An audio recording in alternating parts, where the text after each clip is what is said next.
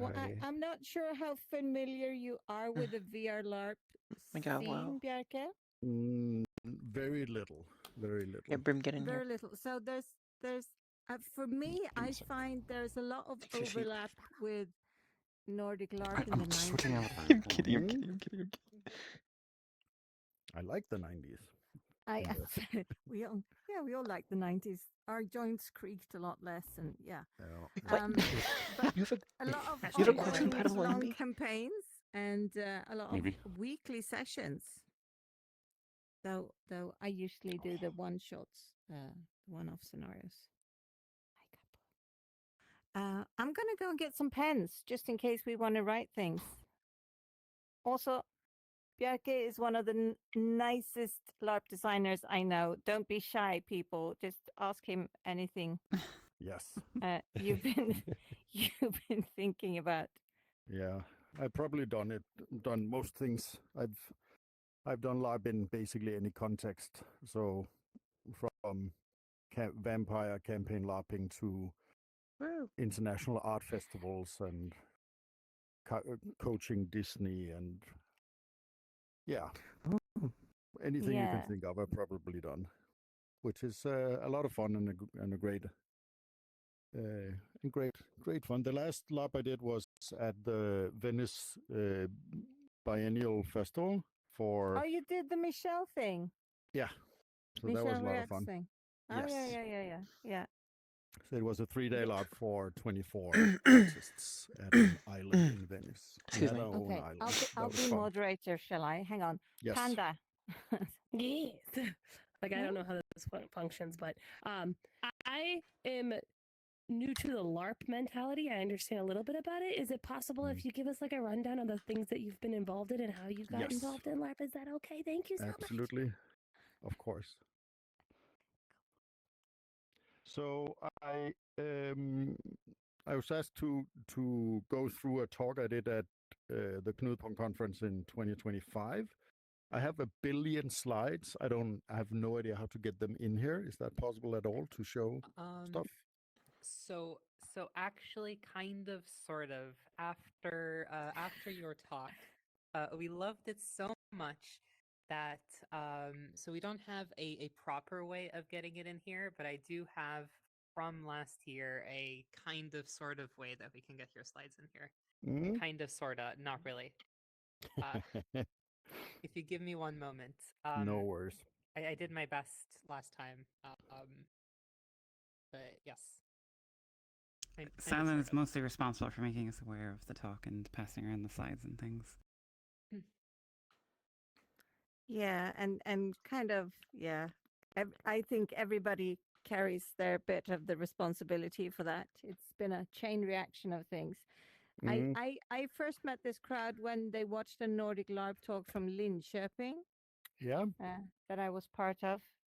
And then Ames and May and Silan and eventually Neon reached out to me, and I've been stuck here ever since. That's a lot. That's great. Yeah. Let's see if I can. Just give me a sec. I believe I've shared the slides on Discord at some point. I could share them there again, but let me see if I can. I'm going to be right back. When did you LARP your first LARP, Bjarke? Oh, that must have been in 1993 or 4. I was at a tabletop festival in Denmark, and they ran a cyberpunk LARP at the school that the conference was at, and I think we were like 110 people playing. And Mike Pondsmith, the guy who is the lead writer on Cyberpunk 2020, was the guest of honor that year, so he was playing as well. And cool. That was sort of my first. Yeah. And then the next one I played was in 1999 when I moved to 97 when I moved to Copenhagen. I'm Danish, come from the countryside, and moved to Copenhagen to go to the university, and there I hooked up with the vampire crowd, and one of my fellow students invited me, and then I've been doing it ever since. So that's been a lot of fun. So that was my first.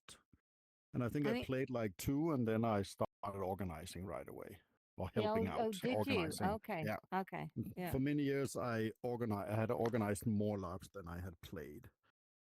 So that was, yeah. The organizing has always been a part of it, and designing. Yeah. What got you into organization? What got you into the organizing side? Well, I've playing tabletop role-playing games. I've always also come up with my own things, and this seemed like a continuation of that. So I just stepped into that space quite quickly, and it seemed like a complicated and daunting task, and then I hyper-focused on that for a few years. That was a good times. Learned a lot of things about design that way, and realized, I think the first like LARP design thing, I realized that if you make a rule, the players will use the rule. Yeah.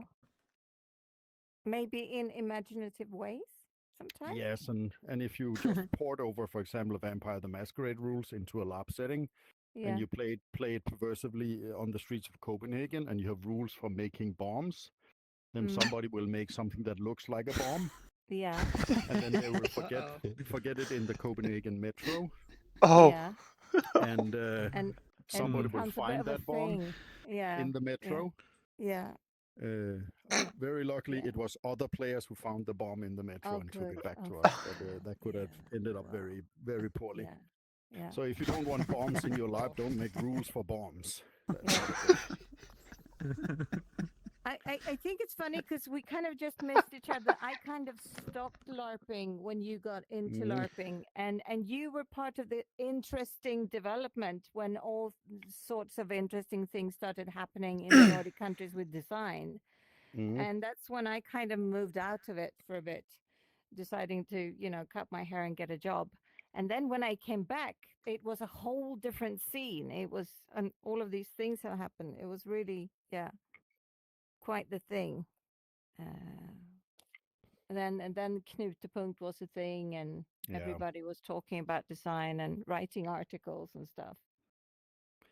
Yeah, and I think the development in the Nordic countries, you probably have talked about this, but is that when people met from Denmark, Sweden, Norway, and Finland, and had to figure out how to talk about the LARPs that they've made, they realized quite quickly that they didn't have like a common language. So did you say role, or did you say character, or whatever? And what does that actually mean? So you had to define a lot of things to be able to talk together. And I think that's why a lot of like the way we talk about LARP in the Nordic countries comes like out of that necessity that we had to truly understand that we were talking about the same thing. Also, since we had to speak in English, because the Finns, of course, couldn't understand Swedish or Norwegian. And most of the Danes couldn't understand Swedish or Norwegian either. Finns. So it's not like the Swedes or it's the Finns. It's not the rest of no. And so we spoke English, and since it's not our first language, again, then definitions becomes quite important. Yeah. So are you putting your hand up, Silen? Or are you just resting it? I am petting my cat. My cat is right here, and I'm petting her. I will say, I literally, when you mentioned if there was any way to get the slides in here, I had just I did not remember this before, but I had just remembered that I did make a way to get the slides in here last year. It is very, I suppose, limited in that there is no easy way to skip around. It's a video, so we need to wait to go forward slides, and there's no easy way to go back. Okay. So, but it is there if you would like to refer to some slides. I had a question. Yeah, I think we should just skip around, though. CatGirlEddie has a question. Oh, this is my full government name, I see. My question was mostly that when you were starting out, was there a driving norm or factor or commonality in the LARP scene that kind of pushed you to move into the designing side? That kind of something you wanted changed or something you wanted done differently? That kind of initially pulled you in? Well, it started with like a lot of the LARPers just started out playing in various fantasy campaigns, and I never did that. I played a lot of vampire tabletop, and then there was this live LARP version of it, and that was sort of my focus for 2 or 3 years, and then I realized that I wanted to do like a big standalone LARP with some context other than vampire, and I didn't want to do we didn't want to do fantasy. I enjoy reading it, but it's just there was so much stuff happening there. And then randomly, one of my friends said that her uncle ran a harbor in the southern parts of Denmark, and they had an old Soviet submarine lying there. And if we wanted to use that for anything, and then we jumped on that and made like a more simulist 1963, just before the Cuban Missile Crisis, LARP, and this must have been in like 2003, and of course the Soviet Union had toppled at that time, and in the Ukraine was the base of this, like the Black Sea Fleet, and the ex-Soviet soldiers there were selling out the uniforms and gear from like the back door. And in the early internet days, we wire transferred money to the Ukraine, and then we got like 5 pallets of authentic uniforms. Wow. Wow. And then yeah, those were the days for like nothing. And Early then we early rigged the 2000s. submarine with technology to make it sound like it was underwater and so on. And then we played 3 runs of that live. Wow. Learned a lot, Cool. and it was for some people it was the best LARP they ever played, and for other people the equal amount it was the worst LARP they ever played. Very So, divisive. It was sort of an uneven distribution of play, and that was one of the things I learned from that that you need to have equal opportunity for play, not the same play, but the sort of intensity or the quality of it needs to be the same, whether you're on the bridge of the submarine or you're in the back torpedo room and just sitting and waiting and being cold for 12 hours. That's not a lot of good LARPing. So that's where you need to focus. People on the bridge will always have something to do. So Wow, always that's look at those relatable. parts where people are, where the sort of the interaction scripts are weakest, because that's where you need to put your energy, basically. So, and then it branched out from there, I think, and then just wanted to try out all the different aspects of it, and pushing the medium or the art form. And of course, anything you can LARP anything as long as you make sure that the players and yourself are safe. Thank you. Yeah, and safe. Yeah, what is safe? And Yeah, and that's how very do we different agree? from person to person. I don't think we can agree on that. Like, there's a Czech LARP called Legion, a Serbian story, which is about Czech partisans on the Eastern Front going home from Soviet Russia, and everybody wants to kill them, basically. And it's played in the wintertime in the Czech Republic, so it's like really cold and like at least a feet of snow. And you can play it in either the regular version or what is called Relentless. And Relentless, then you need to bring everything for the LARP in your backpack. And of course, everything has to be of the time. So you can't have modern sleeping bags and so on. So it's like a lot of snow and walking outside and cooking your own food. And I think you walked like something like 20 miles over 2 days. Yeah, it's a on long rough day, terrain. apparently. Yeah. Like, that's not safe for me at all. I don't want to play that. But for other I people, would love to play a that treat, right? if it wasn't, I don't like pooping in the woods. It's not my thing. In my old days, I'm way more a champagne and soft bed kind of LARPer. Yeah. Not pooping in the woods in freezing temperatures. No, that's Maximum immersion. Should we move Other over to the people big love that screen? shit. So Shall we move over so we can Yeah. watch the video? Mhm. We'll leave the cozy fire behind, but it might be worth it.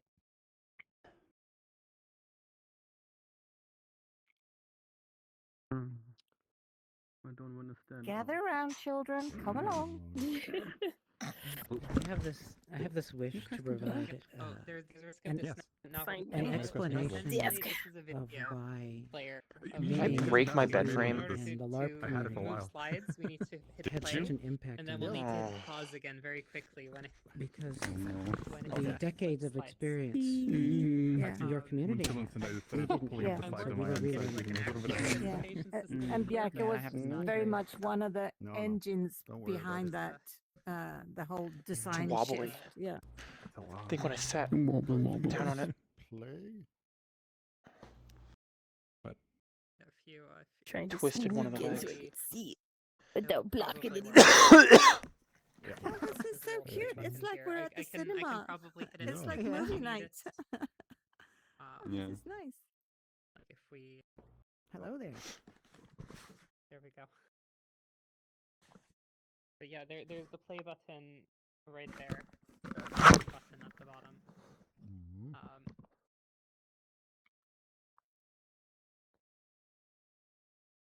wonder if I pressed it.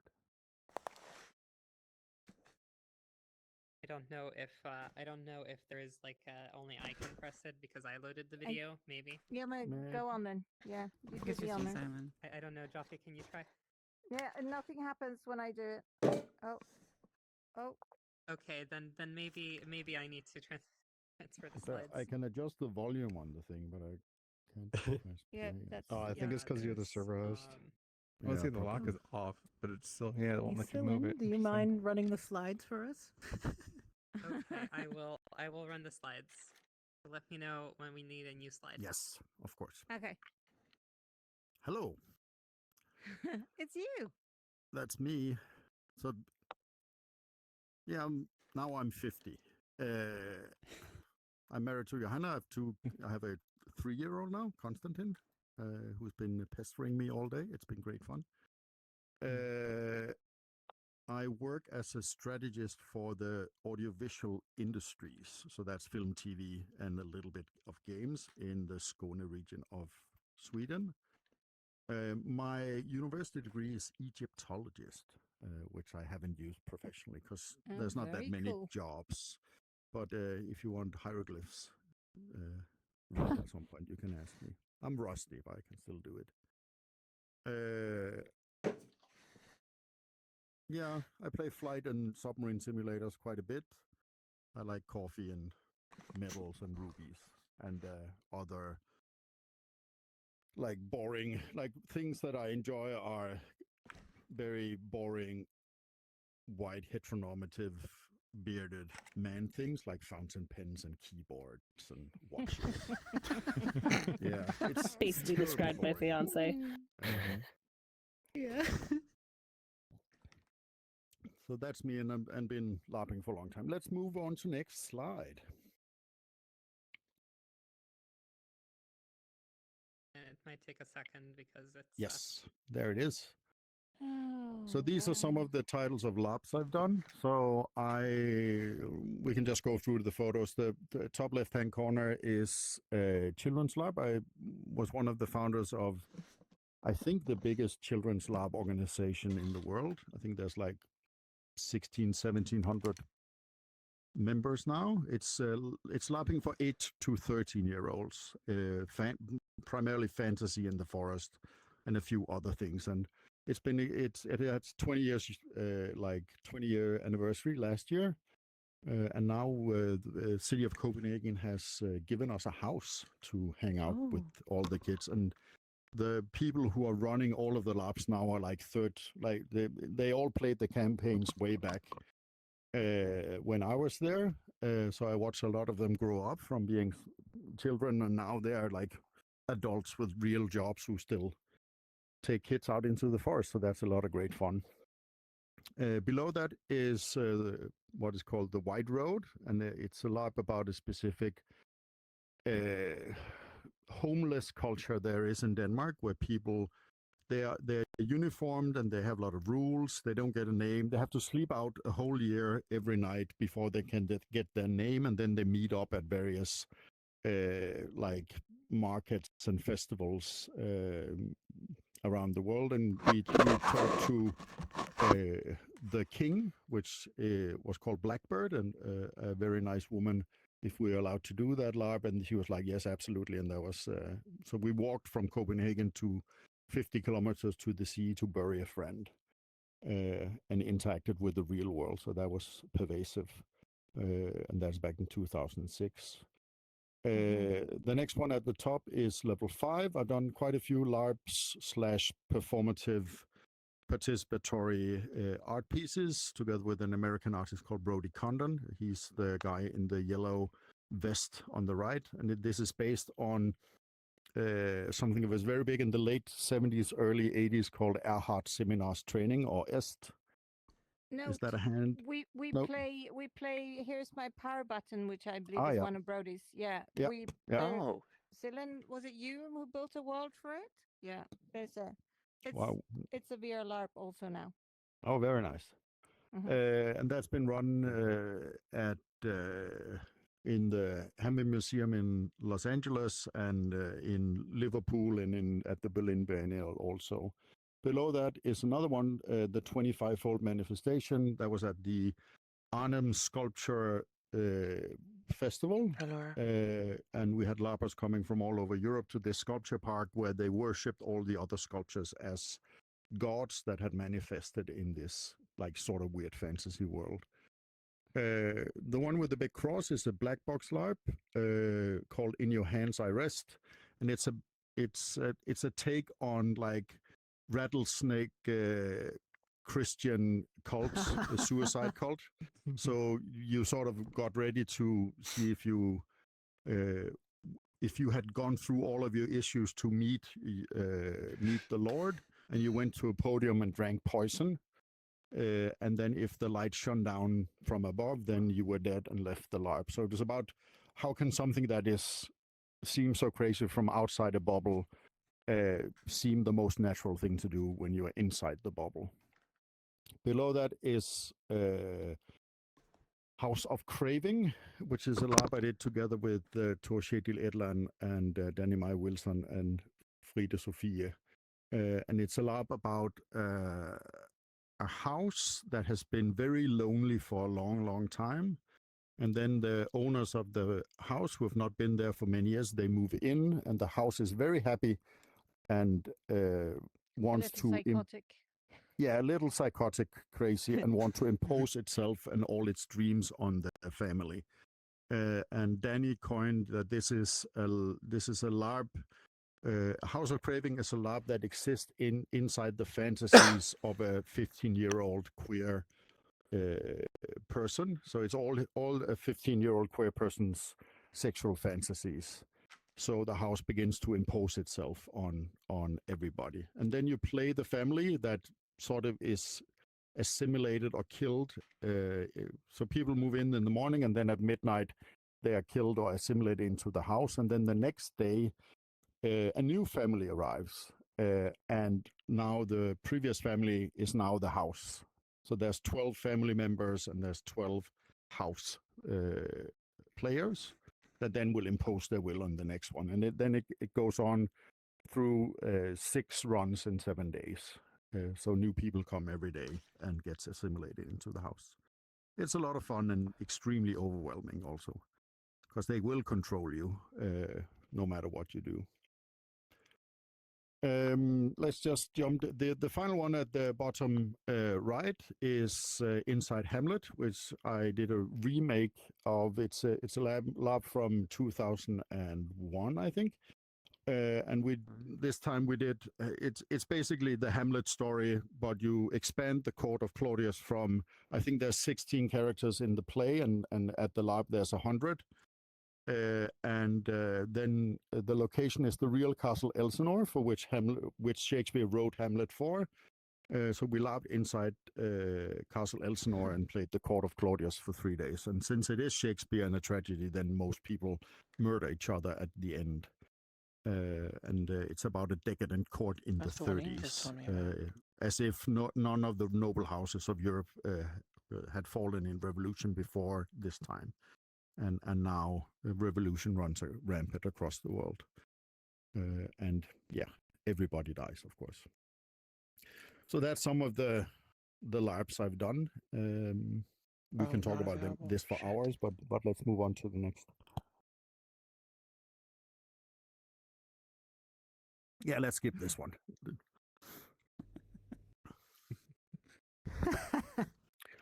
So the reason for the maxim of LARP is that when I studied Egyptology, one of the texts that we read this is model called the isn't Maxims Android of compatible. Ptahhotep, and I'm not in an Android model right now. Maxims are texts that addresses various virtues that somebody should learn. So often it's from an older statesman to a younger one, or from a wise priest to a king. And in this case, it is this text from Ptahhotep to Djedkare, one of the Old Kingdom pharaohs, around 2300 BC.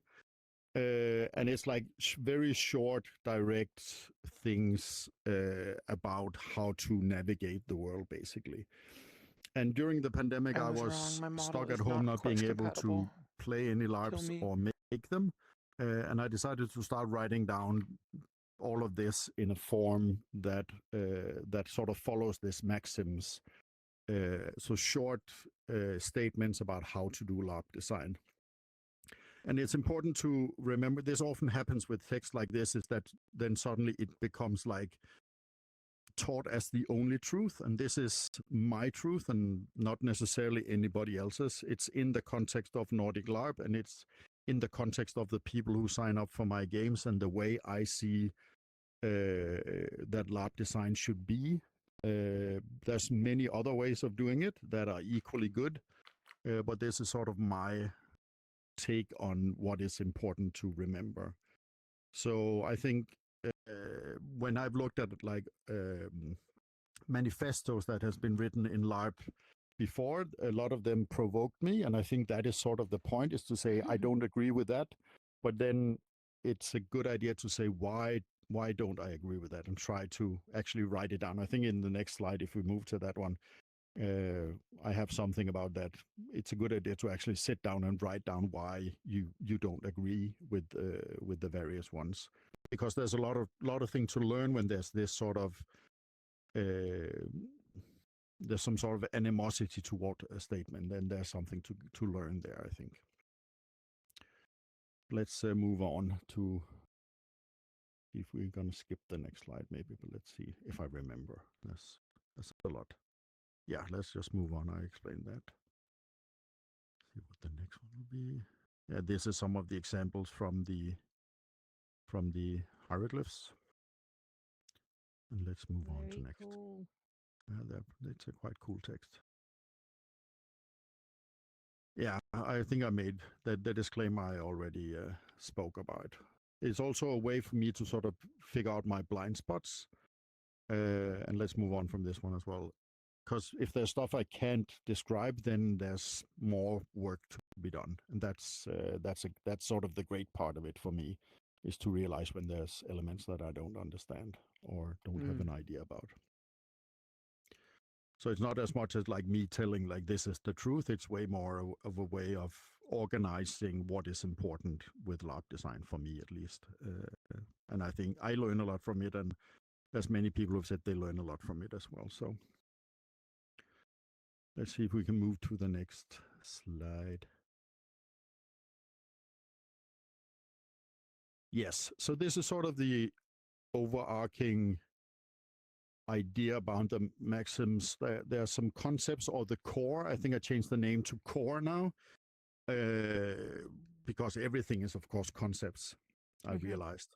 But there's like four core elements to it, and then there's sort of some foundational aspects, like what is design, what is playability, what is actions, and then it goes into a lot of detail, like around writing, or what is a character, or how do you make a good website, what is bleed, and there's a lot of that stuff I haven't defined yet, but I will sort of get to. The most important is the sort of the core concepts and the foundations, and the idea is at some point when I feel that is done, then it will be framed around with a few essays, and then hopefully I'll just publish it as as a free PDF or a physical book if I think it's good enough. We'll see. Let's move on.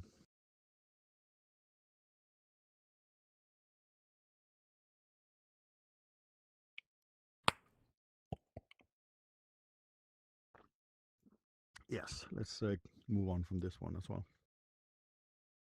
And in here, I think it's good if you just shout.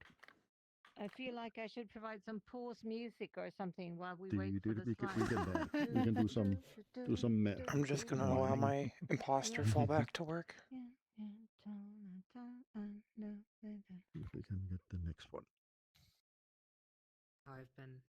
I set up Catherine's fallback avatar settings a while back, and it So you actually know, doesn't it look does that take a bad. second.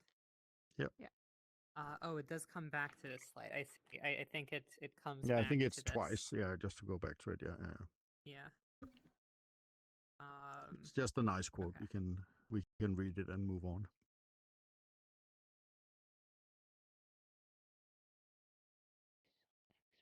I remember there were a lot of slides for tangents. Yeah, I make a lot of slides. I'm a Associative thinker. Yeah. Yes. I think there's close to 100 slides in there, which of course is ridiculous. How long of a slot did you have to speak when you made I had this? an hour and 45, and I spoke very fast. So we'll see how far we get.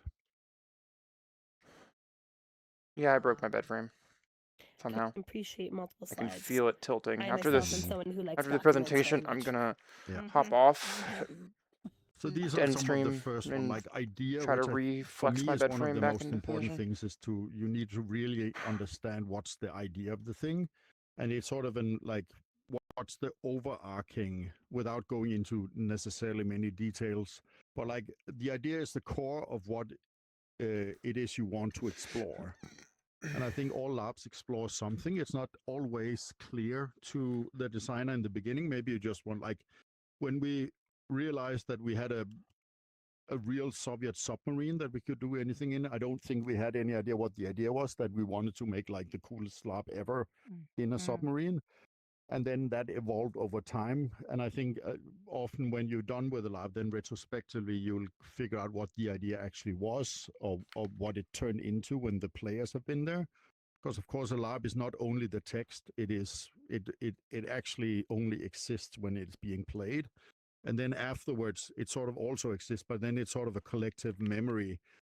And I feel that a lot of times, sort of what's this quote unquote story of the lab is something that we decide collaboratively after the lab, even though that we all know that's not true, because everybody had their own experience and maybe experience vastly different things. But some process is going on afterwards where we agree on what was the story of the lab. Cilantro is not a fruit. It is a herb. I see. Well, thank you. Although I do see that as I joined, you changed your status. Cilantro is not a fruit. Okay, yes. Strong ideas. I apologize if I did. Yeah. Strong ideas are multi-layered and want to tell the participants something about themselves and the world. It will also teach you about yourself. And I think we learn a lot from designing games in general, and especially when they're being played, there's a lot of stuff is being revealed. Like what interests do you have, and what interest does the player meet those interests is quite interesting as a designer to look at. Multi-layered means that the idea is explored from multiple angles and multiple viewpoints in multiple ways. And this is like a sentence I come back to over and over again. Like when I feel that the design is done, then I always say, okay, what other angles of approach could you go into this lab with? What are the players? What do they want out of it? What do they want to explore? Is that covered? And is that interesting to cover? And if you feel that it's not interesting, then you need to make a conscious choice about that, and then defend your design or defend your choice when the labbers come And there's often pushback on the design because people, they get an idea from what you have communicated and want your lab to be something else that it's not. And then it's important to have thought about it in many different ways. So you make sure that the lab being played is the one that you actually want being played, and not having the participants force you into making a lab that you don't want to make. And that can be like a difficult negotiation often. Be respectful of your idea and give it as much time as it needs to be ready. I think many labs have been played too early, where it's a half-baked, really good idea that could have been a brilliant lab if only the designers have used more time on realizing what's the potential and how could this be interesting. So be ready to like wait on an idea until you are ready or the lab is ready to be played. And that's sort of the next maxim, which is a seemingly mediocre idea can be turned into a great one with time, contemplation, and hard work. And remember to consider if the idea is worth the effort. Ideas are generally cheap, and execution is hard. I know that, at least for me, I get a lot of ideas continuously, and when they sort of stick in my mind, I have to write them down to sort of that my mind can let go of them. But that doesn't not necessarily mean that I need to do them or make the LARPs. But it's a good exercise to think through how a LARP could be with a specific idea. But since many of these take so much time and effort to do, then there's all these labs that we could do, but do they actually need to be made? And maybe a better idea will present itself in a few days or a few weeks. And working on a lab that is never executed is never a waste of time. You'll always learn something from the process. Let's move on to the next one. That's a very comforting thought, I think. Moment. Since I have a lot of things that got stuck in pre-production and just and at some point we just need to let them go. They will manifest. And also share ideas, because maybe somebody picks up your idea and then they run with it, and then you get to play the LARP instead of organizing the LARP. And that is also fun. You should be able to explain your idea easily. If you cannot, then the idea is not ready to present it to the world. So test out, like, what's the elevator pitch? How do you explain what this lab is? And that needs to be quite clear in your mind to be able to know that the idea is actually mature enough to be made into something. A clear idea will reveal the answers to all questions you will encounter during the design and production. And I think that's why it's very important to write down sort of what is the idea or the why of the LARP. So whenever there's a question, then you can go back and say, okay, I want the players to experience X. With this decision, what is the best answer? What answer will be the best possible way to stay truthful to your idea, and that will reveal what you should do. And that can be anything from scenography to what players should play it, or like what safety mechanics or rules are put into place with the idea. And then trust and believe that your idea is the important part. And of course, you need to be very clear in your communication if there's stuff that is not necessarily part of your community's way of playing, so people can make informed choices on if they want to play it or not. I think one of the most important skills to have when it comes to communication is a way to communicating so people can self-select not to participate instead of participating in a lab that is not really for them. A good example is the House of Craving lab, which is a quite queer lab, and the first thing that is the website is designed in a way so it will scare off people who are not interested in queer erotic experiences. The first thing you see on the website is two men almost kissing, and then there's a text about these two teenage stepbrothers that are making out, and they want to stop, but they can't. like, and the underlying story is, of course, that the house is forcing them to do it. And if you're not comfortable with playing scenes like that, then you should not sign up for the LARP. And that is sort of front and center in the way that the information is placed. So if you don't want to play those kind of stories, then you hopefully will not sign up for it. But that is a responsibility on us as the designers to communicate that very clearly. Your idea is not as original as you think. Promoting your ideas as original, or like this is the first time X LARP is happening, then you're not promoting your idea, you're promoting your own ego. Very few things is it important to say it's the first time that it happens. It's way better to have that it's the best way that it has happened so far than it is the first. And saying that it is the first, or it's not interesting to anybody. I think it's only there to create hype around the LARP in a way, or promote your ego, as I write. So just think about why you're communicating stuff there.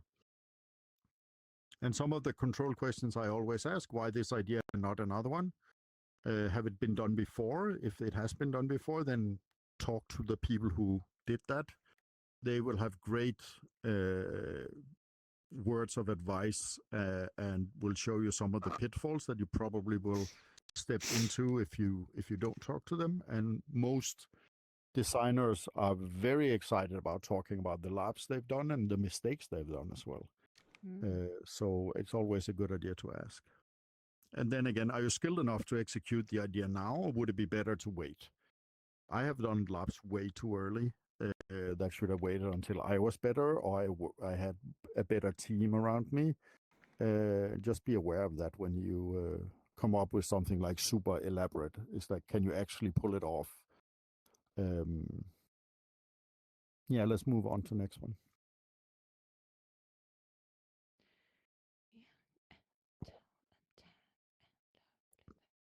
I like to think Thank you, we evaluated this, like our current project. We went through this as an evaluation of, is this idea worth doing? Are we ready to do it?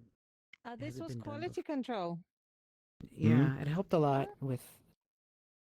Cool. Well, I don't want to interrupt, but that's very good. That is also how I use it, because you can get very excited about an idea and just like stopping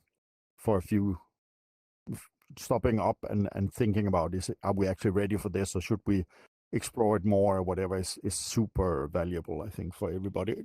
Even if it comes to that, you say, yeah, you're ready, because then you've had that time to just not just be in love with the idea.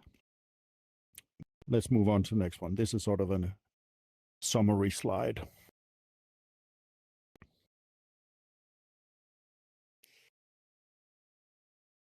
Well, are you working hard, Celine? Is it difficult? My cat is doing her best to make it impossible for me to switch these slides. That's a little. The theme is what your participants will explore while engaging with your LARP. It is not the story or the idea.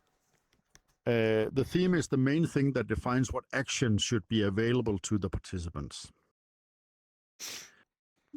And of course, LARPs can have many different themes. There's some examples there from films like Resistance and Overcoming Tyranny, what it is to be human, love and sacrifice. And there are, of course, other themes at play in these films or in LARPs. But it's very good to sort of identify what are we actually focusing on in this world, or this story world. What are the important things that people will be engaging with? Because that will also define like what are the things that you should be able to do.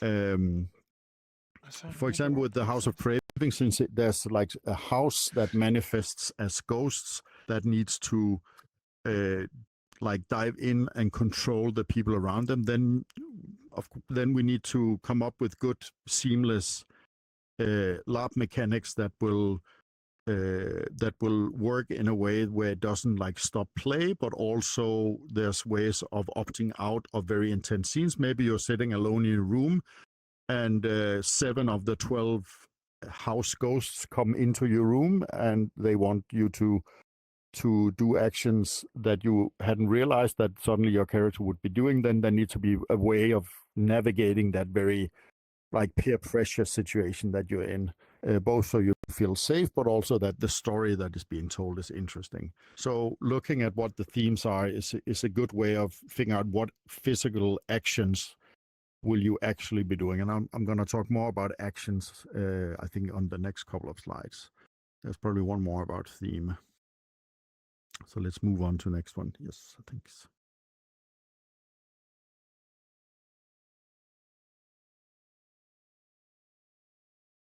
Yes.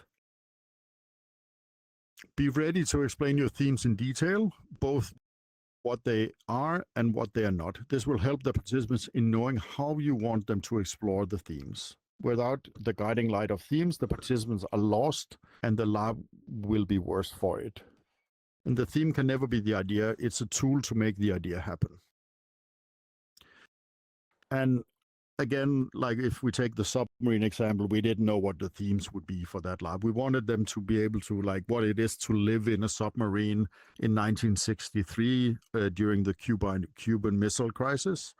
But what does that actually entail? And like one of the actions that need to be available there is like sail the submarine. Okay, then we need to figure out how do we do that? Can we make technology so the submarine can actually move in a virtual space, and then the hydrophone and radar and so on works so you know where you are in the world? Or will this be something that you will talk to us, the organizers, off game, out of play, and we will tell them what's going on? What do you actually do? You want them to actually be able to sail a submarine, which we wanted to, which was a terrible idea, since of course getting to learn how to navigate a ship below water in the dark is you know, it takes years to learn, not like a workshop over a weekend. Okay. So we should probably have thought of that, but we didn't, because we were, I think, too much in love with the idea, and maybe should have made it simpler. Let's move on to the next one. Oh yeah, the final one here is like, if you don't design what the themes are, then the participants will be defaulting to whatever they know, what their culture normally do, and that will never be good for the lab, because then people will be playing in all kinds of directions. So you need to know what's the let's stop on this one. When you need to know what the themes are to be able to play the same LARP. I participated in a LARP which was it was sort of marketed as a dark realist early medieval Europe kind of thing, where peasants were forced to go into war. And when we marched into like the forest with our spears, and people were singing songs, and then we came to this fortress, and the night and the fortress, there was like real horse entrails rotting on the ground and blood everywhere, and it seemed terrible, right? And it was terrible because it smelled quite bad in the summertime. And then when the night came, the monsters came out of the forest. But the organizers wanted this sort of bait and switch where you thought it was like a realistic medieval experience, and then suddenly it turned into a horror story. And then like from dusk to dawn genre shift kind of, yeah, so kind of like masked monsters that came out and ripped you apart kind of thing. How did that work? It didn't work at all, because of course if you play a realist LARP, then peasants with a spear, they will hide wherever they can hide and like completely still for hours and try not to die. And if you play a horror story, you say, let's go to the basement and let's split up also. The actions are very different, right? So you need to know are you playing the same game? And that's for all games. Because if you're playing 2 different games or 17 different games in the same space, it's going to be not great for anybody, right? Vision is, I think, where I put a lot of the early design work, sort of figuring out what it is that I actually want this to be. So the vision is what you see in your mind when you think of the LARP, all aspects of it, from idea and themes to production and execution. Is this like a heavy production thing, high resolution, everything, or is it something more simple? And also, like, what are the characters like? What's the content within the characters, and so on and so forth. Like the whole package of the thing is the vision. If you see how people think of you, you do not see your vision, but your own ego. And I think this is where a lot of designers go wrong. And I've also done this, where I think more about what's the cool thing to do here. What will people think is badass? And that would just turn you into an edgelord instead of making the best LARP you can do. Yeah. There's been And great none of us are edgelordy cool. LARPs. Just let that go. We're Yeah, not just let it cool. go. No, just let it go. It's not important to make a great LARP. You'll get more cool points for making a great LARP than an edgelordy one. Yeah. It's your responsibility to clearly explain your vision to your team and potential participants, not for them to guess what it is. And I think this is one of the main tasks of the design team, is to be very clear on what the vision is of this thing, because otherwise decisions will be fussy, and you'll end up with participants who shouldn't be signing up for the thing, or they're playing it in a way that doesn't work with everybody else, and so on. And yeah, the second to last is, like, you need to be able to explain what it is, and even more what it is not. And this especially comes to if you design LARPs that is within a known IP, for example. As I said, I started out making like Vampire the Masquerade LARPs, one of the big tabletop role-playing games. And people have been playing this for 30 years now. So there's a lot of opinions on how it should be played. And if you want to do something different, you need to be very clear that it is not whatever they think it is, and you don't know what they think. But so you need to be very clear, and be very clear in communicating that it is different. Because I've seen so many times when people sign up to a vampire LARP that they, oh, I know vampire, I've been playing for 25 years, so I don't have to read any of the material, which of course is not great for anybody, because then you come in with your own culture and not play the LARP that is presented to you. I can see Neon taking notes. Yes. Oh no, I agree with everything. Yeah. And I really would love to do I've done a few LARPs for White Wolf, the publisher of Vampire the Masquerade, and that's been great fun. But it's also a challenge that people come with their own culture and are not willing to try something new. And even if you write it that this is different from what you're used to, people just ignore it because they want to be in the next quote unquote cool LARP, and it doesn't really. Yeah, it doesn't go well most of the time. Prepare yourself to compromise and change your vision when the LARP meets reality. And of course, like, we have dreams in our mind how it should be, and then often time or budgets will make other choices for you. And I think I have one under when we go further down list, if we don't get to it, is that those kind of things are often, I think, a blessing, because those restrictions will make you think creatively and maybe come up with something that is not as flashy but still efficient design.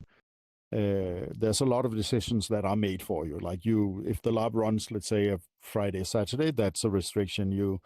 How much money do you have? That's a restriction, and so on and so forth. And you just have to work with those things and see it as it's good that you don't have to make all the decisions. And of course, it's fun to have unlimited budget, but I haven't tried it yet, so we'll see when that happens. I do want to say that what you're saying here, the last point on vision about compromising and being willing to change and adjust, I think is the number one lesson that our community needs to learn over and over again. Yeah. So that was one of those that landed really hard with us. Oh. Yeah. Please do. I would say it's how to fix that would be even deeper about just communicating.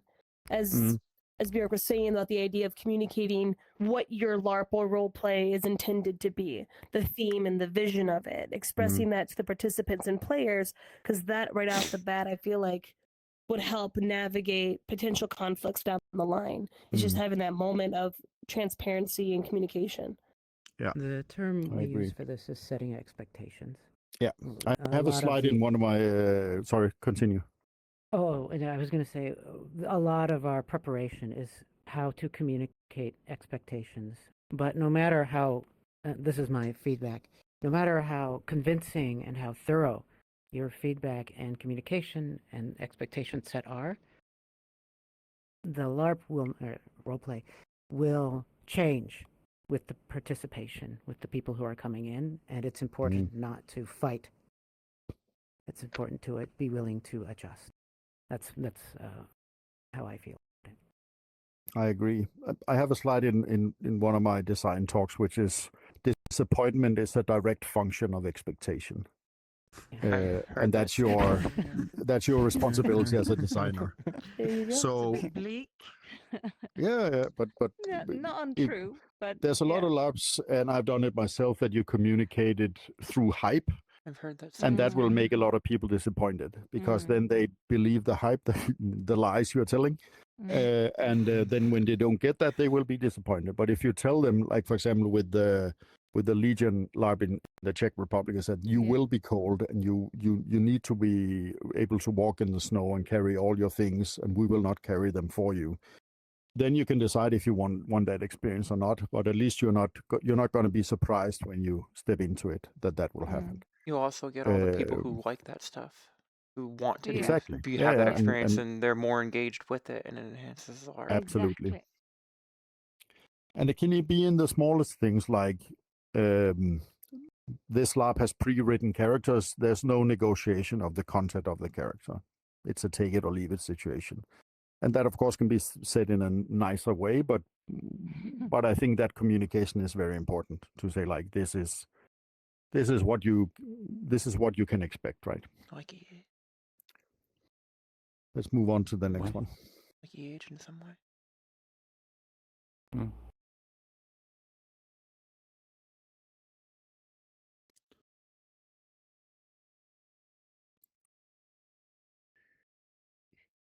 Story. And a LARP doesn't have one main story. If you're designing for one, your LARP will be worse for it. I've been to many LARPs where at the end of the LARP, the organizers want to tell you what's the story of the LARP. But since they've not been playing the LARP, they don't understand what stories have been told. And that can be like a main narrative arc. That's perfectly fine. Like Hamlet has a main narrative arc that follows the play. And it ends with a duel and drinking of poison and those things. Those are sort of predetermined. That's the fate of the royal house of Claudius.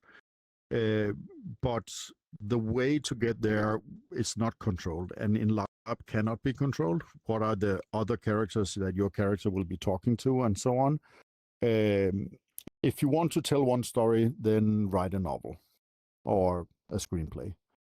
LARP is not that medium. It has as many individual main characters as there are players, and all of them are equally important. And you don't, like with Hamlet, of course, focusing on Hamlet seems like an important thing, but it's really not. You need to focus on all the characters to be of equal quality. And they will not have the same opportunities, of course, within the story framework. And the next one, where you can influence the sort of the narrative story arc a character has, but you can't control it. If the player wants to do something else, then it's very difficult for you to control that. Or in my book, I don't think you can control it, because you don't know what are the emotions and experience that goes on inside the mind of the player. And you can't see it from the outside. It's very different from culture to culture. I've done LARPs in like 10 plus countries, and And some cultures have very expressive, like you can see all emotions in people's faces, and then there's other ones where you see nothing. For example, the Finns have no facial expressions whatsoever. You need to look elsewhere for what emotions are going on, and it's a lot of fun. Again, also it's a culture, like the Finnish culture is. The most rude thing you can do is take strangers' time. So if you ask for directions on the street with somebody you don't know, you make sure to make the sentence as short as possible. And that combined with a language that doesn't have a word for please, some very difficult situations can arise. So, for example, I told this to my brother's husband, who's a purser at Scandinavian Airlines, and suddenly he realized that when Finns, for example, ordered a gin and tonic and didn't say, "Could I please have a gin and tonic, if you don't mind?" Then and they just looked at you with a deadpan face and said, "Gin and tonic." That they were not being rude, but they were trying to be polite. So you need to know, of course, your participants' culture. And this side note, I think, is important that you don't understand. You really can't know what is going on and what is intense for different people, and what is rewarding play. If you change the stories told by your players or participants because their actions don't fit your vision, you have misunderstood the medium of LARP. Again, write a book. Like if somebody plays out a story and then you want to narrate on top of that what they feel, that's the wrong medium. That's the responsibility of the participant, not the responsibility of you as a designer. And this, of course, as soon as I presented this, then somebody made a black box LARP, which was exactly about that, which also is part of the sort of the Nordic LARP tradition. Is as soon as somebody sets a rule, then somebody will try to design a LARP that breaks that rule and challenge it. And I love that, because this is not about me being right, but it's about like where do I feel we are at this point in time with the design. Yeah. So there's been many LARPs made in spite in this way, out of the Nordic culture. I always think back to obviously I've never played one of their games, but I've read the Jeep Farm website, and like one of their examples explicitly has like the GM narrating over like what the players are thinking and feeling as like an explicit meta technique, and I'm just like oh, whenever I think to that. Scary. That's something we have to justify from our design point of view, saying like you shouldn't do this. Well, we have to say why shouldn't you tell people how they're feeling? You know, for us, when we're as a designer, you can be invisible next to someone. You can literally be a voice in their ear telling them how they should feel on a specific thing, and so we have to justify why is that bad. You know, so that's kind of where we're at, you know, in terms of arguing with each other about design, you know? Yeah, exactly. And I have also made LARP where I have been like more hands-on with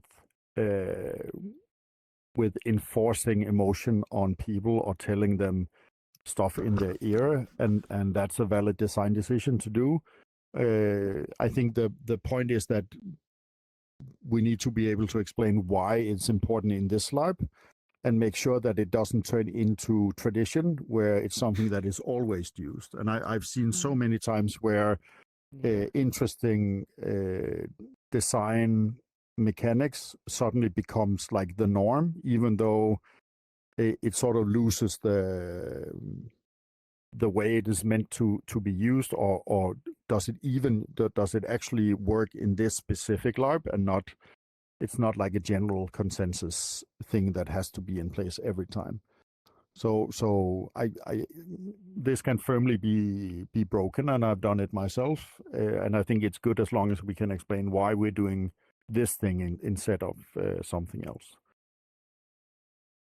Let's move on to the next one.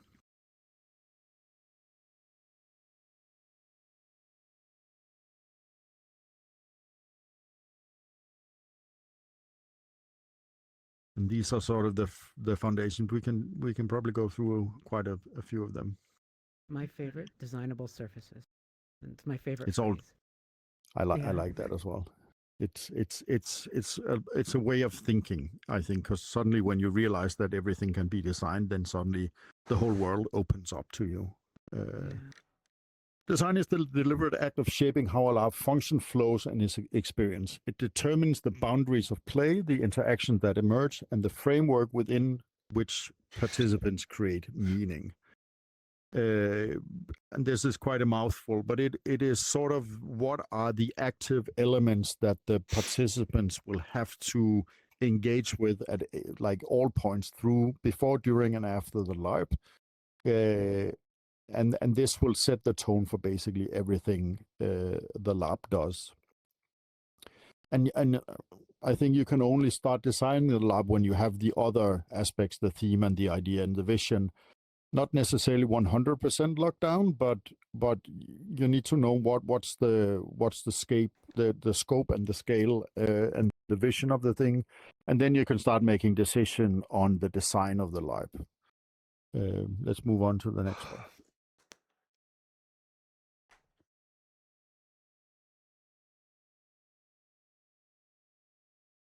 Yes, so the statement is there at the top. When done well, it affects, and let's see, something that needs to be corrected at some point in my slide deck. I can see. Yeah, well done design is seamless, pleasurable, and heighten the experience without the participants realizing why. When done poorly, design becomes an obstacle, disrupts ideas, themes. There's confusion, frustrates participants. The result is unnecessary extra work for the participants and organizing team before, during, and after runtime. The more clunky the design is, the more questions you will have before, during, and the more decisions the players need to come up with themselves, and they will not come up with the same. Like, it could be too many game mechanics, so the players can't remember all of them. So the players choose deliberately or unconsciously what 3 that they think are the most important. But if everybody choose 3 different ones, then it's going to be messy, right? And pleasurable and seamless. That's the thing about good design, is that when you don't realize that it's there, that is sort of the best possible spot for it. An example from Inside Hamlet is that in one of the rooms, which was Queen Gertrude's boudoir, so there was like a giant bed and soft furniture and dimmed lighting, and we wanted people to have physical play and be close. And one of the ways of doing that is to make sure that all of the furniture is comfortable and there's not enough seats. Because if there's not enough seats and it's sort of dim, so nobody feels exposed, then they will sit on top of each other. And then you get the physical play that you want. We had 2 runs where, when we came back after a year and had to do 2 runs back to back, and the heater in the room where the boudoir was played, they were like movable heaters, and there was one missing from the boudoir. So the temperature in the room were, what is that, like 5 centigrade colder, 4 or 5 degrees colder. So that's like 7, 8, 9 Fahrenheit colder, which meant that it was a bit too cold for people to wear like boudoir clothes. So they put on more clothes, which meant that the interactions, when people wanted that kind of interaction more physical, they moved to a different space where it was warmer. So we scrounged up some electrical heaters and put in there, and then suddenly the design worked again in that space. But the difference in 4 degrees in a room can ruin whatever interactions you want in a space. And that is also design, right? So realizing, of course, you can't control everything. And that's the thing about designable surfaces, is they can't control all of it, but at least know which ones are the most important ones to lock down. And I think we've all been, a good example, I can go when we get to the designable surfaces, a few examples more about that. Let's move on to the next. Excuse me. Where's my camera? The opposite get of him in design shot. is There we tradition. go. And what we mean by that is that all the things you do in your design where you don't think about, but we've always had this kind of interaction mechanic. Then you're not designing, then you're just following tradition. And you are not making a conscious choice about how it should be done or how it could be done, or is there a different way of doing it that's better for this LARP? And then if you're just following tradition, you're not designing at all. And I've been to quite many LARPs, and in the beginning, I made quite a few LARPs also, where I just did it the way that I was taught, without thinking about what are the consequences of putting these pieces of the design together. And like obviously you need to have X in a LARP. Maybe you don't. Maybe this LARP would be better with something else.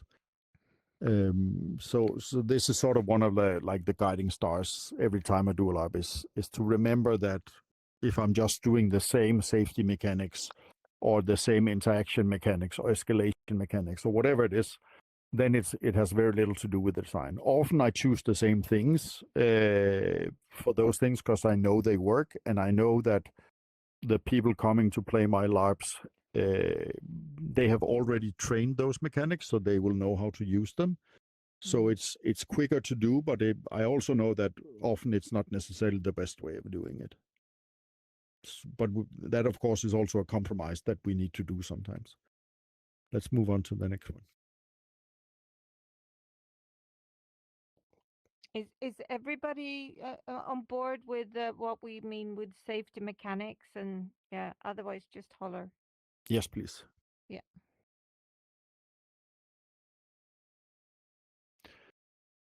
All design elements should be pointing in the same direction and explore the ideas and themes of the LARP. Don't assume previously used design elements will work in your next LARP. This is what I said. So bespoke design is when all design elements specifically address the core idea and themes of the LARP.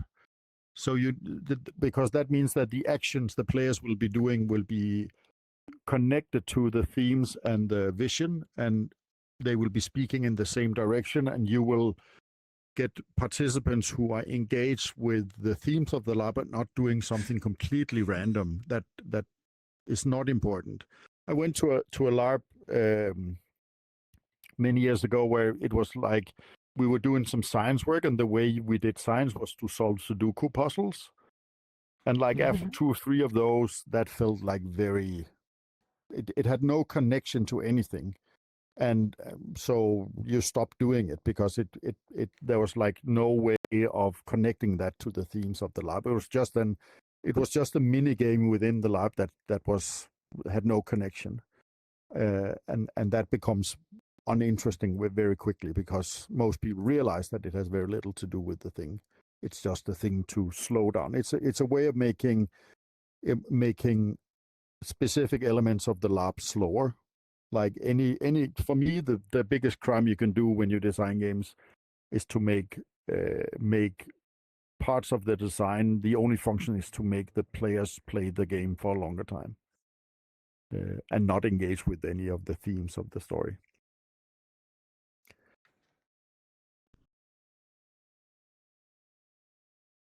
Yeah, you need to understand that less is more. Because people can't remember most people can't remember when they're stressed more than 2, maybe 3 things.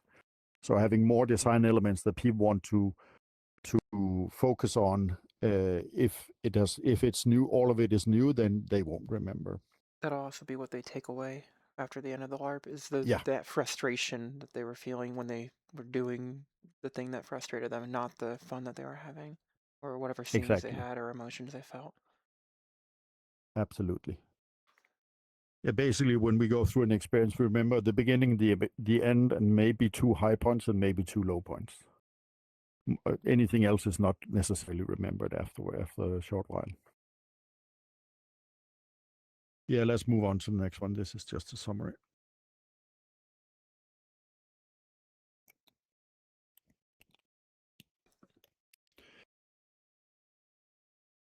Yes. This is I've been fighting over this definition for like a long time. There's a lot of people who don't agree with this at all. For me, this is sort of the key element. When we talk about, is this lab playable? That it is sort of one of the only, I think it's on the next slide maybe. Let's move to the next slide. I think this is one where we have it, this one at the top. So playability exists when participants have access to meaningful actions that resonate with both their characters and themselves, with each action directly tied to the lab's themes. Labs can be aesthetic, transformative, fun, and many other things.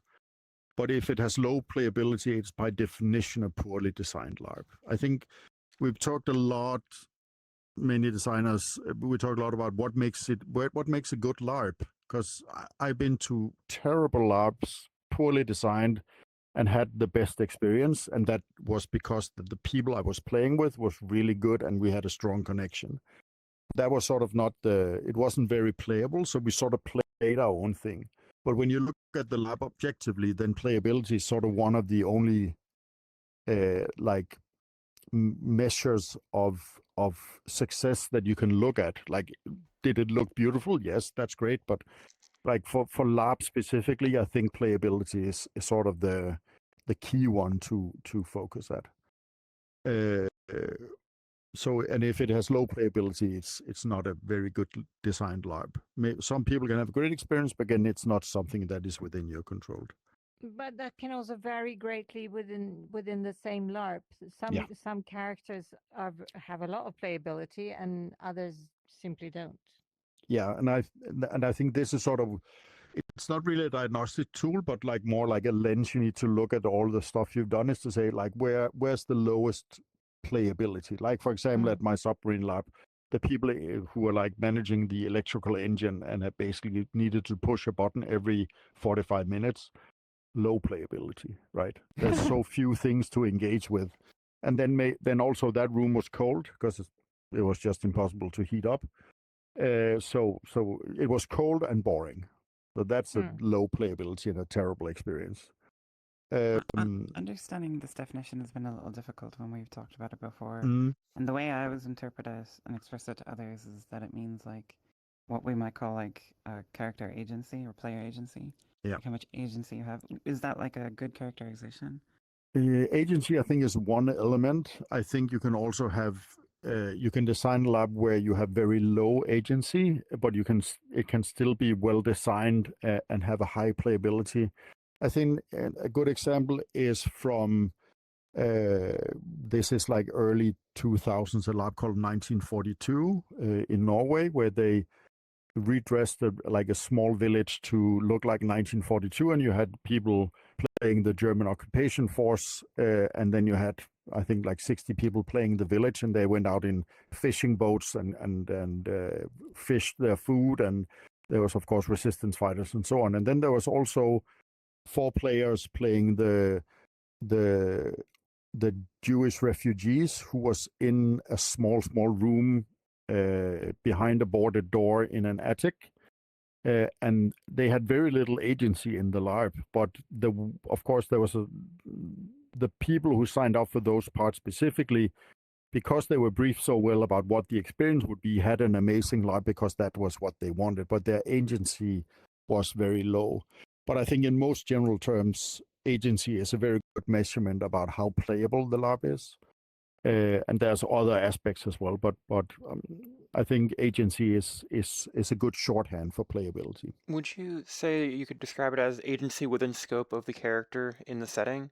The LARP design itself can constrain agency, and that could be a negative thing. But if the character that they're playing has inherently little agency due to circumstances in the quote-unquote universe that they're in or the setting they're in, that could actually, that is a situation where low agency is expected. It's trying to find a good way to phrase and you it. need to be very clear in the way you communicate and make sure you get the right people who are interested in that. I feel like a potential comparison, just from what we're talking about too, would be, and I could be totally wrong, but the idea that in roleplay within VRChat, there's like different layers of participants, so to speak. I have lots of experience being what we call like an NPC, a non-player character, someone who's meant to just go after the characters and get shot and fall down and die. Yeah. So there's different agencies in that regard too. Most participants anticipate that when you're an NPC, you're not somebody that's going to have that player agency, so to speak. You're going to be directed and coordinated by the DM. Yeah, and you know that that's the experience that you are gonna get, and that's gonna be quite different. But it's something that you actually need to know. I just need to put some power on the headset. Give me a second. Not necessarily. An interesting thing that we get on, I guess, stuck on agency. My perspective on agency as I'm very inspired by sort of interactive theater and the sort of like conventions there, and there's this idea in interactive theater which to translate that into LARP, I've called it like facilitating role play, sort of like the facilitator character. But there's this concept basically where you essentially intentionally lower your own character's agency. Like you basically put you put your character beneath other characters intentionally, because it explicitly gives you more agency as a player, because that it actually makes it easier for other players to play with you. This is like a sort of concept from the interactive theater space. So I do kind of wonder. That's I guess not so much in like a LARP design standpoint. That's like as a facilitator, if I were maybe like an in-character GM, that's something I would be thinking about, is like, well, how do I intentionally lower my character's agency to get the players to play along with me? And that kind of. How did I get a notification? I don't know. I don't want to tangent this too much, but it's just a thought that popped in my head. Yeah. And I think, definitions of, or like what's a usable way of agency varies across mediums. I think it's an important thing to remember. Agency I might run out of power on the headset, but it's been plugged in all the time, but let's see. Yeah, they do that. Yeah, a few. Agency is like the big hot button issue, or one of them right now. The big discussion amongst the community at the moment. And on playability, I think the important thing one of the important things of the design is the first top here, with the first one at the top. Playability should be mainly provided by the design, but it is often provided by the skill of the participants. And I think we see it again and again, that the skill set of participants who are in a poorly designed LARP can make the LARP great. But that's a responsibility that should be on the designer. I think if there seems to be, if agency is something that is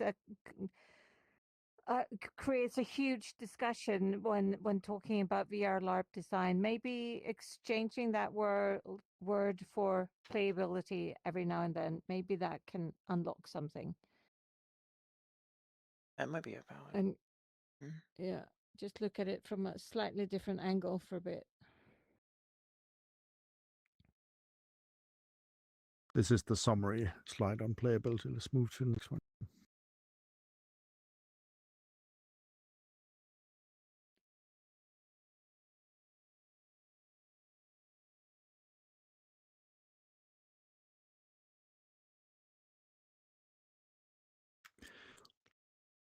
A lot of my design time, when sort of the vision and the idea and so on is locked down, is to look at what actions are available to your participants. Like what actions are available? What are they actually going to do? What are the verbs available to them? Because that will also realize where are the weak points in the characters, and are the verbs available are there equal amount of verbs available, and equal good quality verbs, I would say, like if you play like a Regency LARP, then there will be like dancing and talking, maybe flirting, and so on. So like, what will you actually be doing during the thing? And if you can't describe those actions in detail, then it's not really designed in my book. It might still work. I've gone to LARPs and I've also done LARP. Like, you put a bunch of vampires together in a room and stuff might happen. But it's a very, like, the consistency of outcome is very low. And I think it's important when you look at design is sort of that the consistency needs to be high. And the way of identifying that is to figure out what are the verbs available to the various characters in the game, in the LARP. And if you don't put verbs in that are connected to the themes and the vision, then people will just start making up whatever verbs they want. And then it will not be, again, people will be playing different LARPs and it will be inconsistent and not very rewarding in general. So the verbs is a very good focus whenever you are in doubt with something, is to go back and look, okay, what is actually available? What actions can they actually be doing?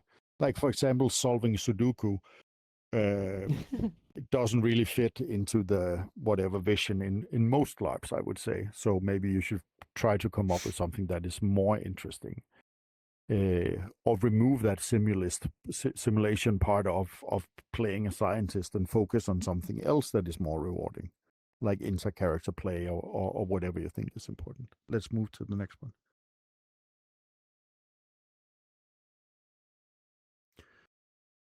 What actions are available to the characters? So these are questions, control questions you can always ask, like, are the action varied and numerous enough to be interesting for the participants in the time frame of the LARP? I've done many LARPs where there was too few, so the LARP felt like it was too long, and it was too long because of this, right? Have you informed the participants what the main actions available to them actually are? For example, with the people playing the Jews in an attic, there's very few verbs like available. Fearing is one, and waiting is one, and so on. So you need to make sure that everybody is on board with what verbs or what actions that are available to them. Will the actions help create a meaningful experience for the participants? It's a waste of your valuable time to design and use a lot of time on designing actions that will not be meaningful for the participants.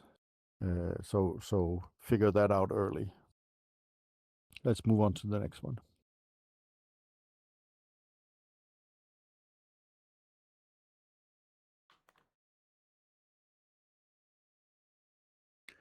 Designable surfaces. And I think that, yeah, this is sort of the mindset of the way I design LARP is to look at the designable surface. And all aspects of the LARP are designable surface. That is a designable surface that will affect the participants' experience, and all should be taken equally seriously. And then there's the long list, like characters, music, and temperature, setting, light, time frame, location, meta techniques, website, price, casting, scenography, basically anything. What is the color of the walls? Are those available for you to change? And of course, when you do VR LARPing, they are. Temperature, all of it is important, and all of it would have consequences of the types of actions that the players have available to them, and also, even if they are available, they might not feel like doing them because of, the example was temperature before. Some of the surfaces are locked due to constraints, time, money, location limitations. Again, at Castle Elsinore, we couldn't paint the walls, so they were what they were, and the space there had been used as a museum up until the year before, so it was like white, sort of grayish walls and wooden floors, and there was nothing there at all. So we had to bring everything in there. Examine what the consequences are of those limitations and adjust the design. And since everything can be designed, know which ones you cannot, you don't have time for, or you will. There's other ones more important. and knowing that you need to choose which ones that you will actually be designing. And as you know, with VR LARPing, then there's a lot of things that are way easier to, like the physical space is easier to manipulate than in the real world where you have to build physical scenography. So, and I'm not saying that it's necessarily easy to do, but at least it's easier to make a spaceship in here than building a spaceship out in the real world. Let's move to the next one.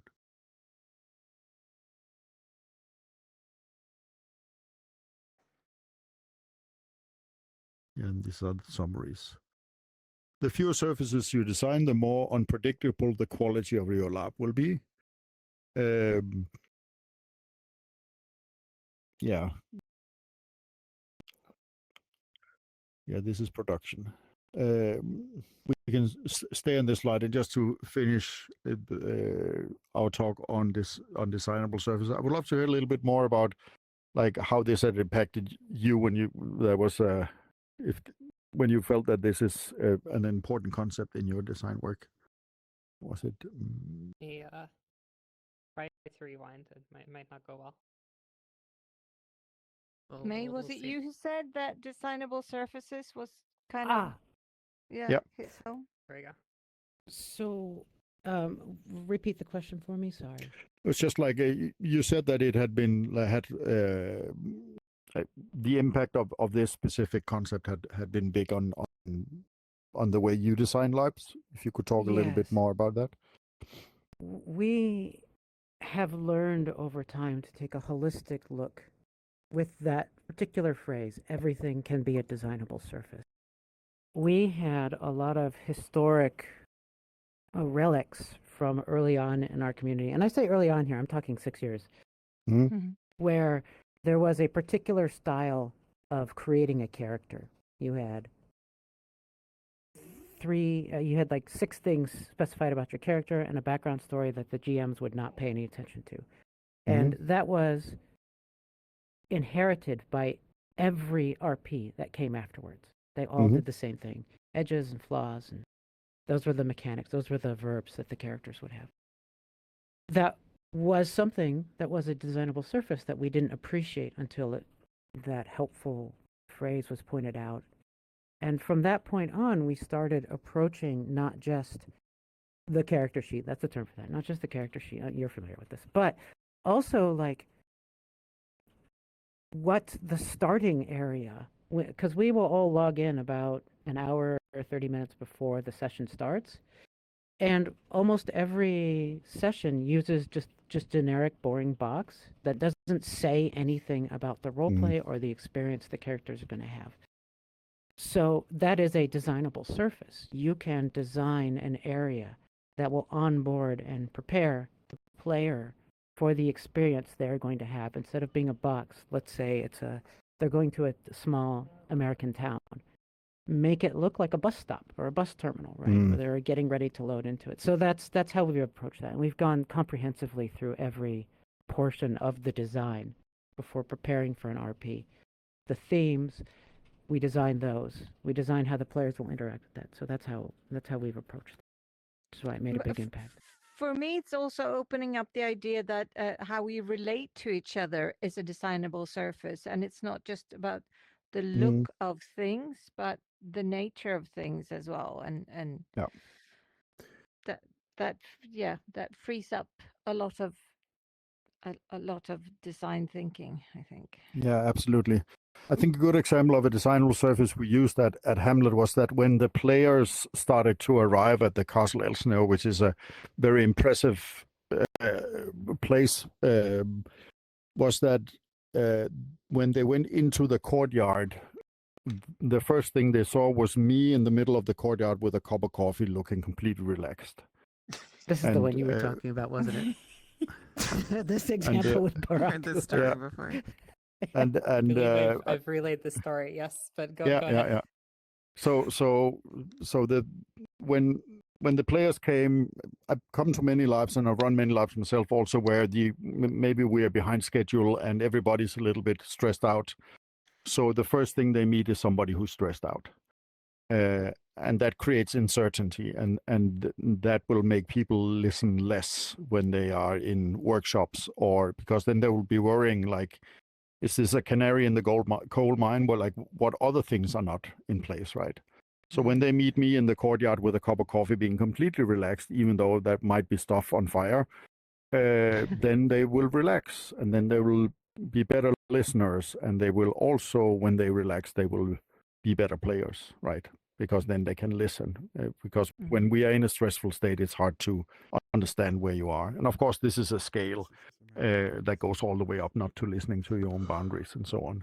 And that's of course not the case with whether I'm standing in the courtyard or not, but it will make a better lab for it. And it is very important for the design team during that part of the runtime is that is my most important task.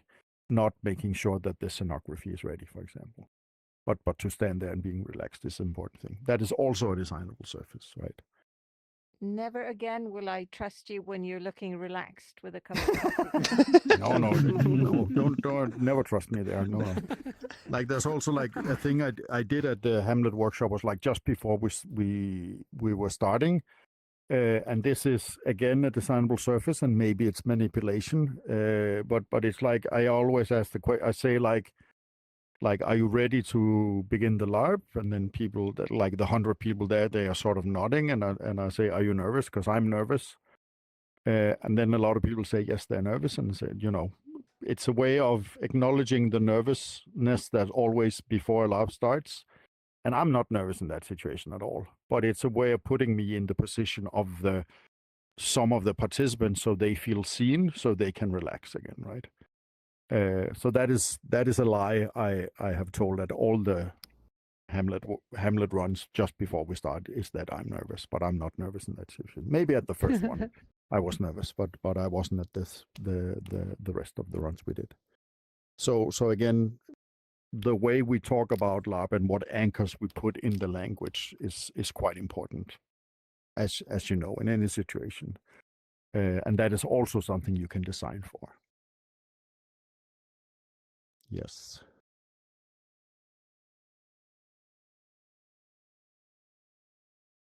Production is an integral part of LARP design. You cannot design a LARP disconnected from the production aspects. And it's a struggle between vision and budget, a struggle where the budget always wins, or the organizer's personal finances.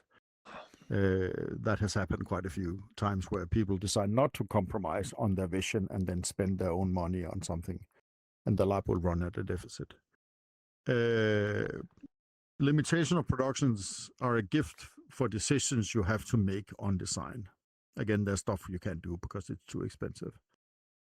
A good production is paramount since it is the only element of the lab that cannot be saved by the participants before or during runtime.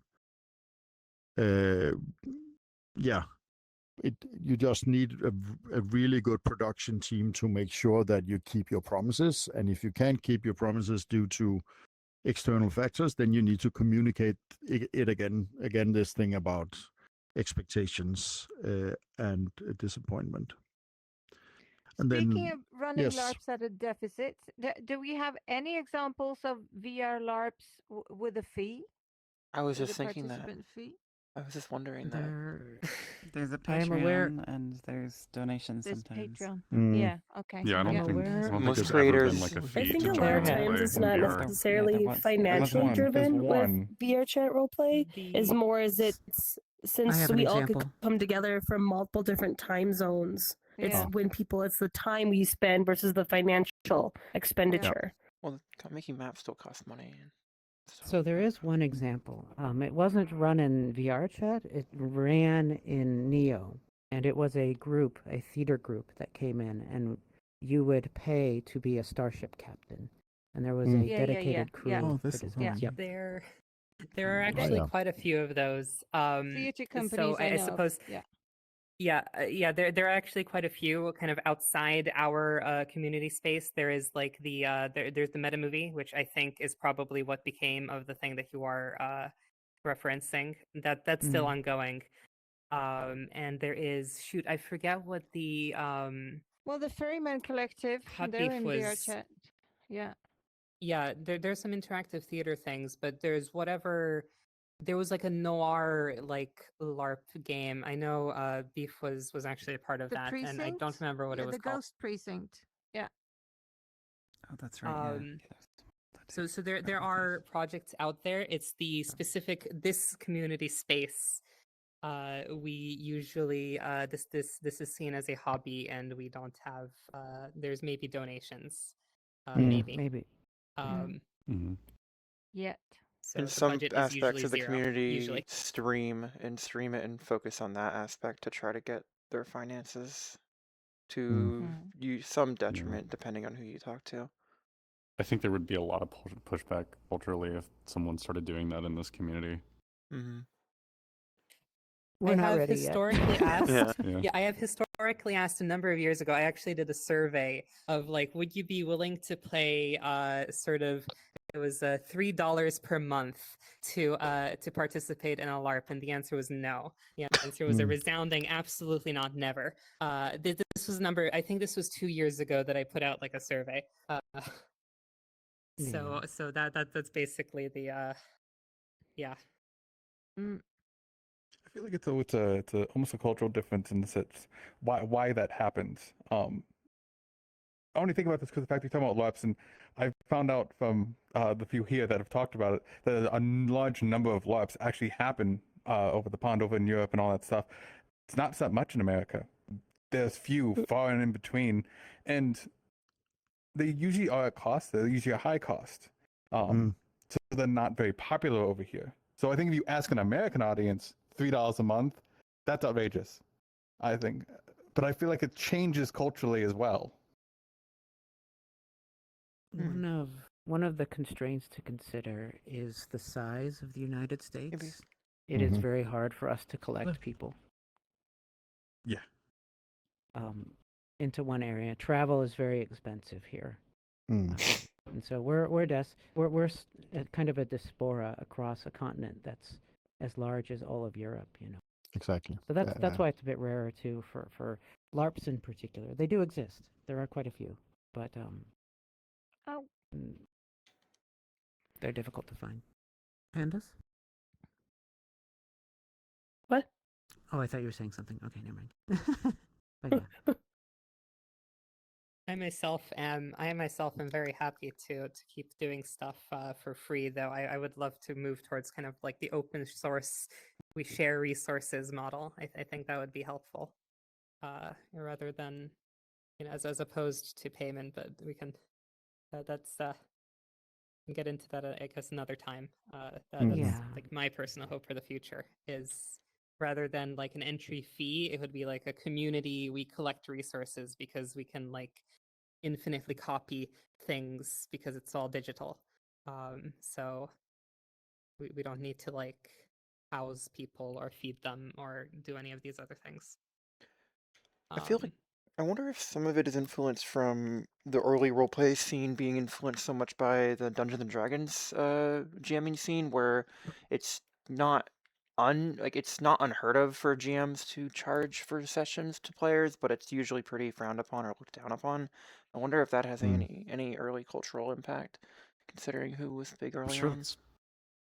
I'm sure it's part of it. Another thing is like with the VR roleplay community, there's so many different options. Like there are hundreds of different roleplays that you can participate in, and it's like if one of them pops up and is like, oh yeah, even if it's a small fee, every month, it's like, as like a designer, you're discouraged from doing that because you're inherently going to, unless you have a really, really good idea and you get like people on board, you're going to inherently get a lot less, you're going to get a lot less participants if you present like, oh yeah, you have to pay to, because people already have to pay like hundreds of dollars for getting like a custom avatar made and all this kind of stuff just on their end to even be able to participate in the roleplay. And a lot of times that's what's seen as the entry fee is, oh, you have to pay somebody to get your avatar made because we as the roleplay designers aren't going to do that for you. Or you spend hundreds of hours learning how to do it yourself after work or whenever you have time.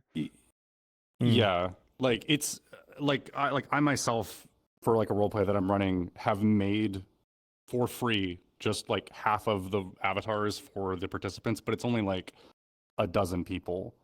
So I have the time to do that. But if it's like a 50 plus roleplay, like a 50 plus participant roleplay, it's just not feasible. So I feel like just kind of because of the medium, that's probably why I don't really see it ever gaining popularity, like having a base entry fee.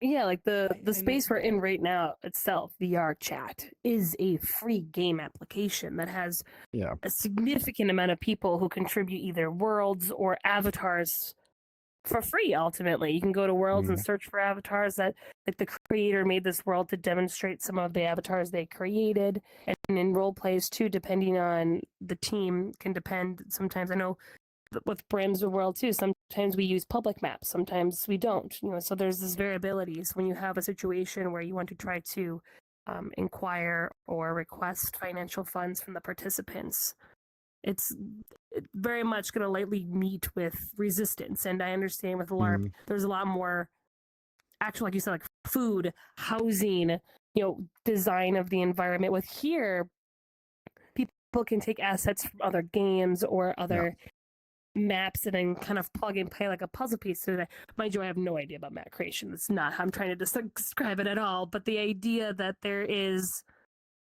more tools in the virtual world of role play than maybe doesn't need as much financial backing than maybe in actual LARPing experiences. And due to it being digital media, you run into copyright issues if you start making finances start getting involved. You could, if it becomes big enough or gains a certain enough vision of any companies or even the developers, it could invite scrutiny upon the community. Again, it depends on what you think of as the designable surface, and what is the unique design of your game. Sorry, Bjarke, I got you derailed. Did you want to? No, this is super interesting. This is something I feel very strongly about. I will say I do feel like personally, I do feel like a lot of this is a sort of top down sort of culture that has almost been imposed in the sort of online video game space.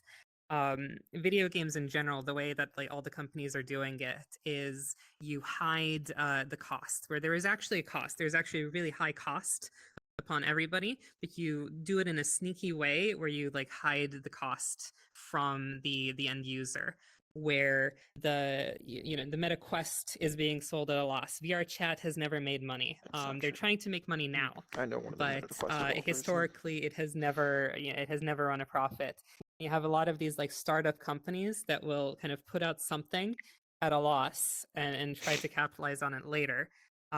This is true with YouTube and later streaming as well, where we're not charging for the LARP, but maybe the organizer can make some of that money back through streaming in a way that's not visible, right? It's like an invisible cost to the participants.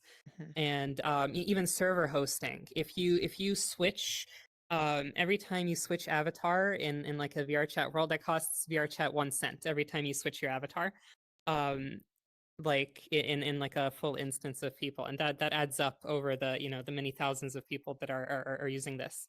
And really it's just venture capital is kind of bearing that cost for us all. And it really truly is an unsustainable model, and that is something that I would like to examine, because we will have to start examining it as VRChat is in the phase where they need to start not operating at a making loss. money. So yeah, even with or otherwise it's going to disappear. So I think we have been sort of the recipients of basically very, very big subsidies, essentially. That is a very unsustainable model that we have going. Obviously, we just need to put AI into it. I'm joking, by the way. Entirely joking. We got very derailed here, so yeah, sorry about that. No, this is super exciting. What are the ecosystems within the different mediums is super exciting. like as you said about that avatars can be a big expense, and maybe at some point some of the VR LARPs is like that. It's free to participate, but if you want a designed avatar, you can pay X amount, and then somebody within the community will get the benefit of both keeping the skill of that inside the community and getting better at it as well, instead of somebody outside the community. That could be sort of a way into to do that if it's interesting at all. There's been a lot of pushback in the LARP community also about people making money off it, and it is not really a scalable medium in many ways, at least not in the physical world. Which I think is a good thing. Not everything Very has good to thing. scale. Yeah. No. I don't. There's no interest in scaling this from my side at all. I don't remember what's left. How far I got. Ego. The experience. Oh yeah. The main goal is to create meaningful experience for the participants. You can guide the experience, but you can never control it because the player is such a big part of what their experience will be. And that's also, again, where communication is so important, so people don't come into the experience having the wrong expectations, because then they will never get a good experience because their eyes are not open to what the possibilities are at the LARP. I've seen many LARPers that they play through the LARP so many times in their mind that when they then don't get what they have created in their mind, they focus on not getting that, so they don't see the potential interactions available to them in front of them, and then they get a bad experience. And that is sort of over-preparing, I think, in many ways. And then there's this thing about it, for your LARPs to be well designed, all participants should have the same possibility for good experience. It doesn't mean the same. And I talked about this, about like what are that you need to have the same amount of potential for good experience, no matter where you are in the LARP. And then, of course, if you're playing Hamlet, you will get one experience that if you're not playing Hamlet, you cannot get, because there's not that focus within the story frame. But at least you need to be careful about all the other characters and what are their potential for a good experience. And then about claiming responsibility for people can have a great experience without them engaging with your design at all, and it's only because they are great. They are a great participant, and they have great participants around you, and taking responsibility of that, or taking the responsibility of and like communicating that it comes from you and your design, I think is very dishonest.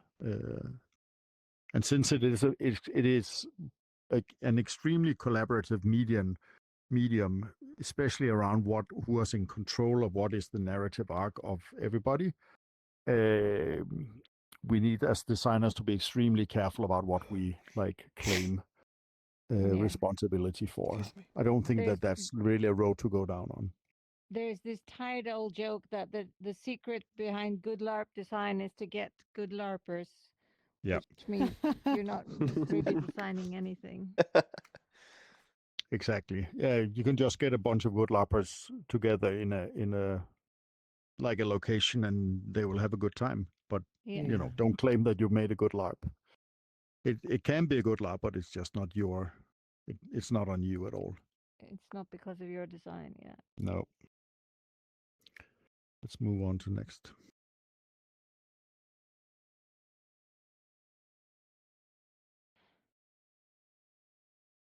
Always take responsibility for participants' bad experience. It is because you have designed a bad experience for them. You have not communicated clearly to the participant that the LARP is not for them, or you have not given a potential participant enough information or space to be able to self-select not to participate. With that said, of course, there's always people who don't have the social skills or the understanding of being able to be in a LARP. those people exist, but as an outset, you should always like take responsibility that you didn't catch that early on, or you haven't communicated that in the best possible way. And I think it's a good sort of frame of reference to how you talk about when people have a bad experience. Not that you should give them, you should agree with why they're having a bad experience. Players rarely understand that, but at least acknowledge that they had a bad experience and that there might be a lot of things you as a designer could have done to make sure that they had a better experience. And that will hopefully identify elements of the way you design your games, so you can design better games next time. Of course, you can't save their experience. It has been bad, and that's just the way it is. And you just have to live with that as a designer. And that's fine. But at least use it for something to get better or more precise in your design. I do actually have a question about this, because the way I usually interpret stuff like this as a kind of from like the perspective of a designer is that, like, you know, in theory, there are probably maybe some circumstances where things are out of your control, but that it's like, as a designer, if you start thinking about that, then you're not going to actually be able to like do anything or like iterate, right? It's like not really worth it to dwell on things that are out of your control. Like that's usually how I interpret stuff like this. Yeah, exactly. I guess. Would it be a fair, also additional interpretation in your experience to say, but like, as it's always take responsibility for the participant's bad experience, but don't take it personally? Would that be a understandable like add-on? Because I believe absolutely this is a design you make to have people have good experiences. Whether people have a bad experience or not, it's still part of like within your design. Sometimes you may not have the immediate control or the foresight while you were planning to anticipate this person's bad experience. So, but I do believe there's still some accountability or responsibility regarding like the creation team or like the developments of the, you know, with the role play or the LARP. But it's not supposed to be like you are a bad person, you are a bad designer. It's just this person had a bad experience. Yeah, and we've all gone through things that we love and just having had a bad day where you didn't connect with anybody, and it has nothing to do with the thing you went to. It's just you're having a bad day, and of course, if you are a generous person, you don't take it out on the people organizing the thing. But I think there's always something to learn when people don't connect with the thing and try to examine what we could have done differently or what would have made the person enjoy it more than they did. So that it's sort of a learning opportunity. I think, as you said, we can definitely add that to it, and also add that they see it as a learning opportunity of improving the designs down the line and adjust, right? We are officially out of time. I can't keep you here any longer. You're welcome to stay. Everybody's welcome to stay. But I just want to say officially, we've hit the mark. Yeah. Yeah, we're usually this is the 2 hours. You can see the progress bar at the bottom as the video. We're about to get to my favorite part too. These are all the things that some of them I have described. I don't think they're in the slide deck, but I'm working on it. And the question is, of course, what is missing? And there's many things. You can keep like dissecting these things all the way down to the smallest detail. And some of them might not have any meaning to actually write about. But let's focus on the ego thing, because that is sort of the final thing. The less ego you have invested in your LARP, the better it will become. And I think this goes for any creative endeavor. And that doesn't mean you shouldn't have strong opinions. I think it is your primary. The primary thing is to have strong opinions about your design. But if you feel personally attacked when people criticize your LARP or your design, that's where it goes wrong. You are not your work, and that goes for any, like your day job or any creative practices, that you are not your work. The work is the work. The design is the design. The LARP is the LARP, and you are something else. And of course, you should be passionate about what you do, I think. But again, it's not a personal attack. It's other people's opinions about something that you have done. And you always have the right to disagree. If you can't take advice, you will never become better. And I think this is a pitfall that you can fall in if you are very proficient in what you do. Your design will become stagnant and uninteresting if you're not willing to listen to advice. You can always disagree, but at least take the advice. Own all of your creation and take responsibility for it proudly and fully, even if parts that are heavily criticized or flawed. If you want to make LARPs on a specific topic and people think that that's despicable to do, fine. They have the right to have that opinion. If you can explain why it's important for you to do, then by all accounts, do it.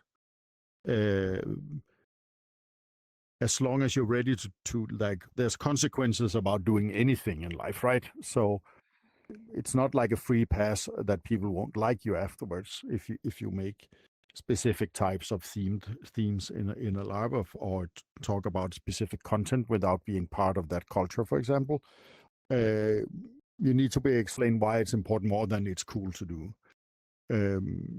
And only take credit for the parts you have actually designed. And I mentioned this quite a few times, that since LARPing is so collaborative, you shouldn't take credit for a lot of things that maybe has very little to do with you. And that is sort of the key question when people go, like, when I get feedback from a LARP and LARPs and people say that, it has changed their life or it was the best LARP they've ever played, I, of course, say thank you, and I'm very flattered about that, but I'm also extremely aware that a lot of it has very little to do with what I have done and a lot to do with that I've created a framework where people could express themselves in a way that is new to them or important to them. And that is something that they have done and been brave about, and they should be proud about that, and I should not like own that. That is for other people. I'm glad to be able to facilitate experiences where people can come out of them and feel that it has changed them as a human being. But it's not about credit. It's more about being. For me, it's about being honored that you can be together with people when they are on that journey to maybe find a truer self or just having a good experience. It doesn't have to be profound, right? And then ask these questions about like why they feel that way and how try to see if you can dissect why the design. Is there any way the design sort of motivated or was a catalyst on that journey? And how can you replicate that with other people? I think it's good control questions.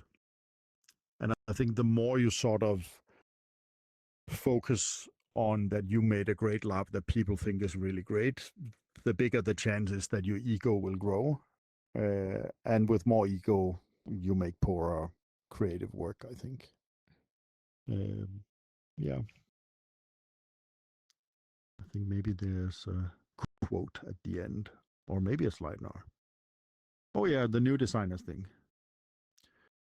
The best thing in the world for me is when people start designing, and some of the things that I struggled with in the beginning is like feeling that I was allowed to tell the stories I found interesting, and that means ignoring like other people's voice.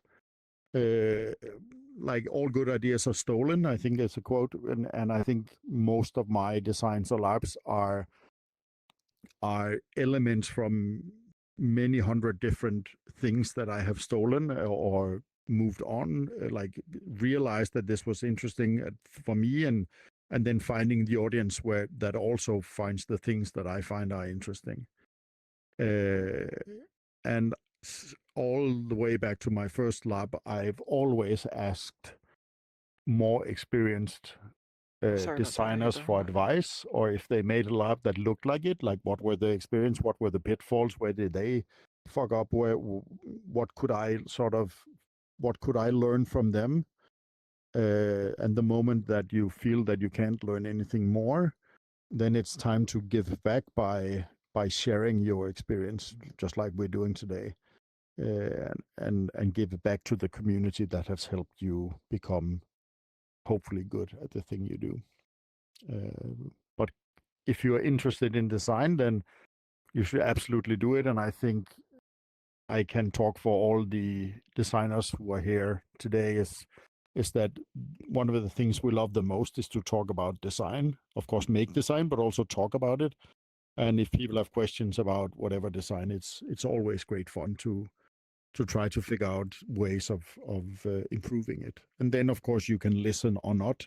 That is not sort of the point. The point is that it's great to talk about this thing that is, at least for me, one of the most interesting thing to spend my time on, whether it's my own design or others.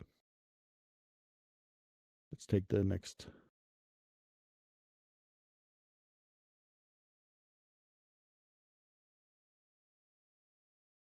Start small and work your way to your dream Larp. I think the 4th or 5th Larp I did was one of the first ideas I had, because I could see that there's no way I could make a Larp at that size or that scale or with that production or whatever it is.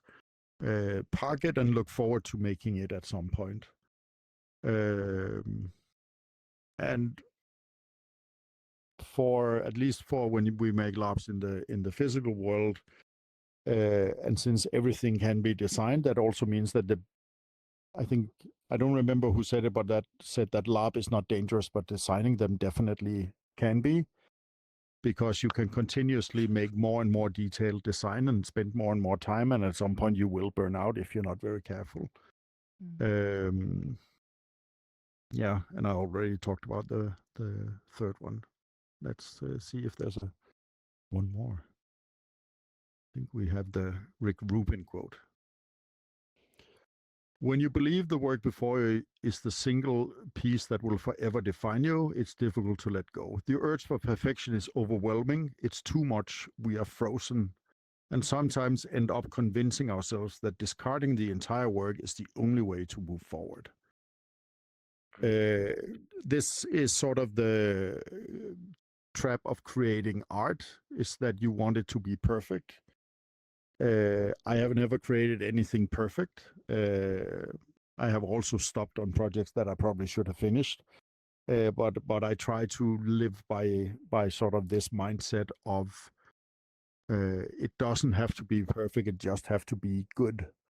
And there's a big difference between those two things. And it's better that you get something done and then move on to the next thing, because at least for me, where Larp is definitely a calling in a way, is that I will continue to make Larps all my life. The one single Larp is not, it's not about making the best, the most perfect Larp. It's about making a great Larp so I can make the next great Larp that hopefully will be better than the previous one, because I've learned something new.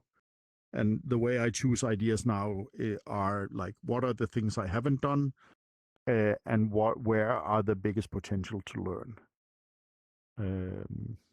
Yeah, I think that's it. Thank you so much. Thank you. Thank you. Thank you for your time. I very appreciate it. Thank you. Thank you so much for coming. And now you don't have to cringe out of guilt next time you see me. No, that's good. Thank you very much. Thank you so much. Oh, is that going on? Yeah, I met Bjarke at the KP conference, and he was like, "Oh no," trying to finish his breakfast. You also keep sending me very nice mails that are very friendly, without any guilt tripping at all. It's just me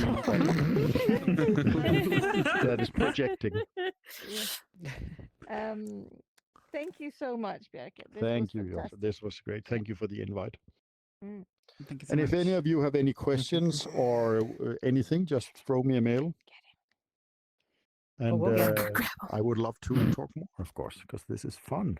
Shell, do you want to post your email in the Toolshed server on Yes. I Discord? think it's Yeah. I think it's at the end of the slides, and I posted It the is. slides. But Okay. the video has Yeah. now disappeared. But I They did will post the find slides, you. and it's Yeah. at the very Good, end. good, good. Yes. And if you don't hear an What is in the answer on slides? an email, just keep poking and sending Oh, me let Jonathan look beautiful, at it. insisting emails. Okay.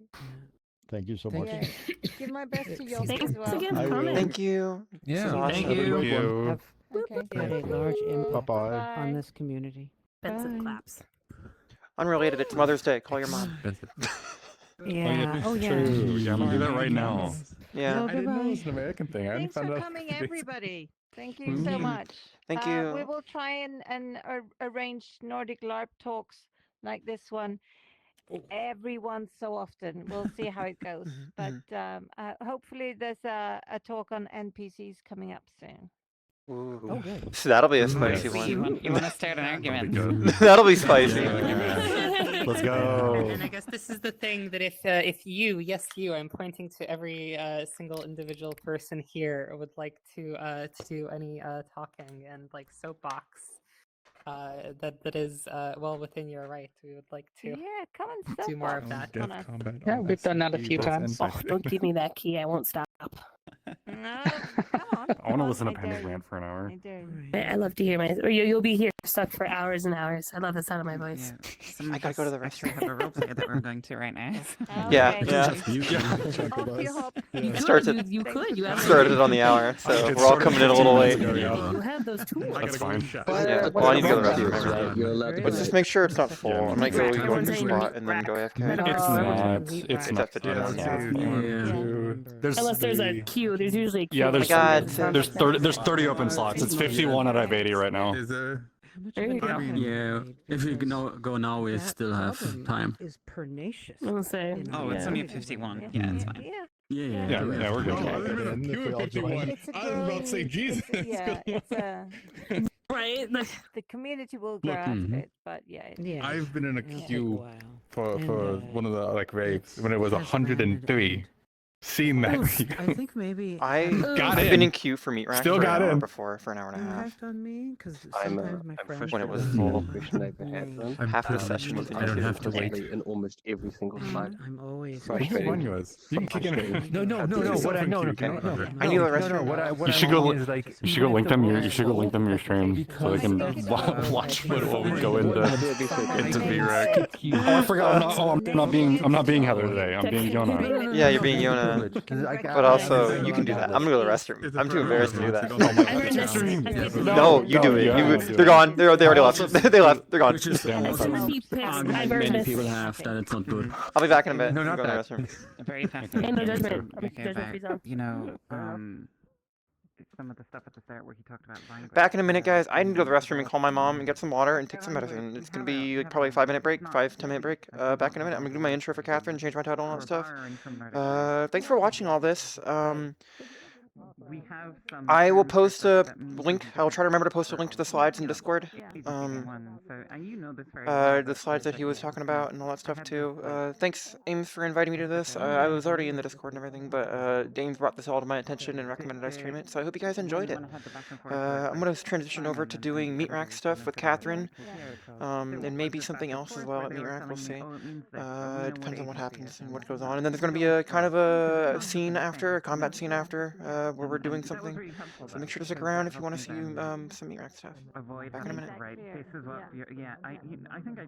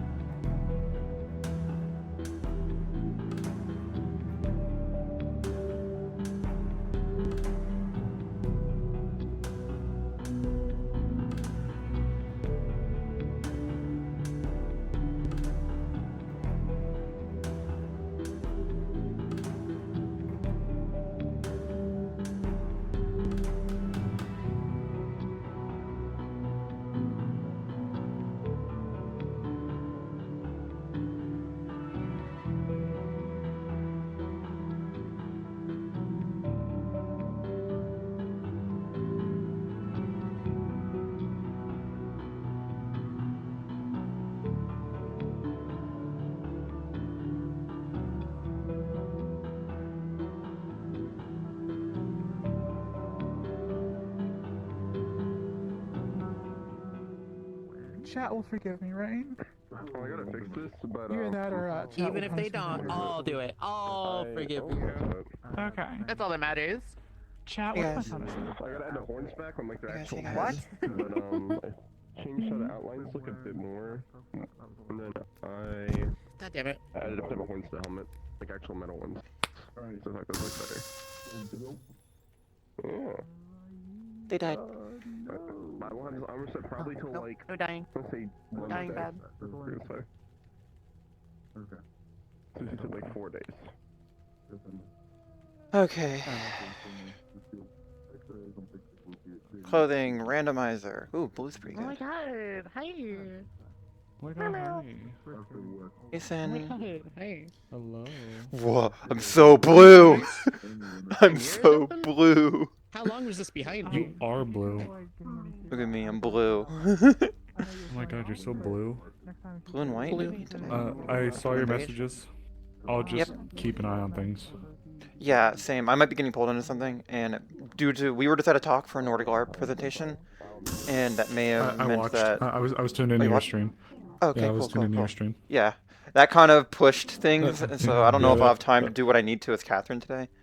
That's why I was a little late today too. I was watching you. It was I tried really calling cool. my mom It was too, but a she's nice not presentation. Yeah, it was really cool. All right, I'm gonna hop in Lock there. hips, because the hips don't lie.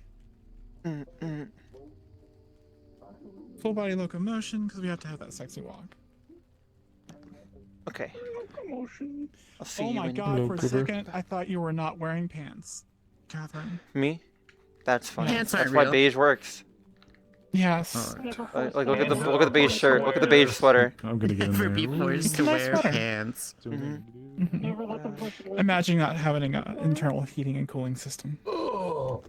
Me, I do. Hehe. No. See. Why is she wearing a jacket then? Seems rather limiting. Because jackets are cool. like right there. Are they? Went Yeah. from over there to right here. They hate it. Never been one for fashion. before. Okay. back. Going in. Well, actually, I'm coming in with Yona. Is Brim already in here? Oh, no, they actually got off VR. Oh my god, I'm gonna kill them. I guess I'm not going in with Yona?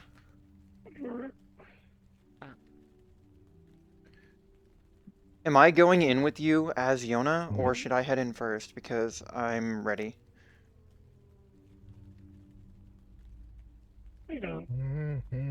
I'm good. Taco apparently had a fight. I called with my mom, himself but I think she's yesterday. busy, so I didn't do that. Yeah, it's when you I let think your it's inner dope. thoughts win. It's funny. Who won? I don't know if you know about the purple thing that Taco has, but it took over a form of himself, and it was a 1v1 in the apartment, apparently. Oh, is that what that commotion was last night? Apparently. I see. Sora's very concerned. I'm trying to figure out what's named stream today. I forget what I named. This- What did I name mine? Chat, what's I the could stream check. called? Silent observations. I'm not being silent, but what's observing is being silent today. Hopefully, let's not bring her out. Well, my access is deciding not to let me look at my stuff correctly. I'm too much for your access. I'm What the heck? more excessive than your access.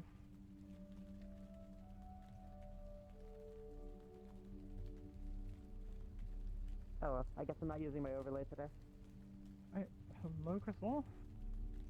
Oh, the Ram. It is a Yona. There's your Yona. Yeah. Honestly, you should keep this one on a leash. They tend to run away. What the fuck? Oh, I'm sorry. Did that hit a nerve? That's fucked up. You'd have to change avatars, though. Good luck. Have fun. That's terrible. Oh, no, I was saying you do. I don't think... Whoa. I don't think Whoa. Catherine would be Whoa. pulling Yona around by a leash. What? Are you half-body today? I haven't calibrated yet. Oh, okay. Why is Ames in the 50 meg avatar? Sorry, I was in the wrong avatar. I apologize. I switched. Oh. No way. True. Yes, but you are in this world that has those numbers right there, so we're not going by any other. Understand. I have a spreadsheet. No, don't get me wrong. I have a spreadsheet. Mm-hmm. Who do you I think know about these numbers and the numbers that are on the spreadsheet.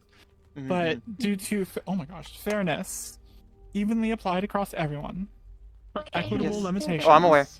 I just am I'm just like, I started telling people about crunch compression issues back in 2020. Once a month. Wait, are you streaming? Yes, I am. Okay. I can. Oh, not me. I see. No, not I'll you. mute it. I know you're streaming. I'm streaming. It's muted and You're muted. Also, Ames, you don't have locomotion on. Oh well. They'll figure it out. Yes. One day. Where's Hazard coming from? And let me put the sword away. I knew this side where I am coming in from. Mm-hmm. How do you normally transport around Zafira? Oh, is that a daisy? It changes. Is that Snowy in a fucking green avatar? Holy shit, thank you. Yeah. Hi, hello. Greetings and greetings and salutations. Yeah. Greetings and salutations, how's it going? Do you know Snowy? I do not. Snowy's another one of those overlap people. Okay. Snowy, I can't look down, I'm streaming. It's a big cover. I'm good. I'm fine. I can look down and see your You're feet. safe. I am less safe than that one is. Yes, you are, because I have some other mine. I have to do my bit. Greetings and salutations, my name is Snowy Snowy Daisy. I'm a dorky little snow leopard robot VTuber, and I'm here to entertain you. Call her I'm crazy though. Yeah, I'm a robot. Rat or mouse? No, don't call me a rat. I'm not a rat. Okay, rat it in. Meow, meow, meow, meow, meow, meow, meow. Ah! Oh, my bed. Okay, give me a second. I need to fix my bed frame. I was like legit just came out from an event, and I was like, I still have to. You know what? I haven't done roleplay in fucking forever. Let me go ahead and jump in over here. I think I'm going to pee. Anyways, yeah. I'm gonna go take the long way in. The long way in? Yes. Okay. The long way in. Oh, I have to go AFK for like a couple minutes and come back. What? You have to what? Oh. I forgot my thing. Oh, okay. Alright. Oh, is there anyone in the lobby that I'm going to scare today? Let's see here.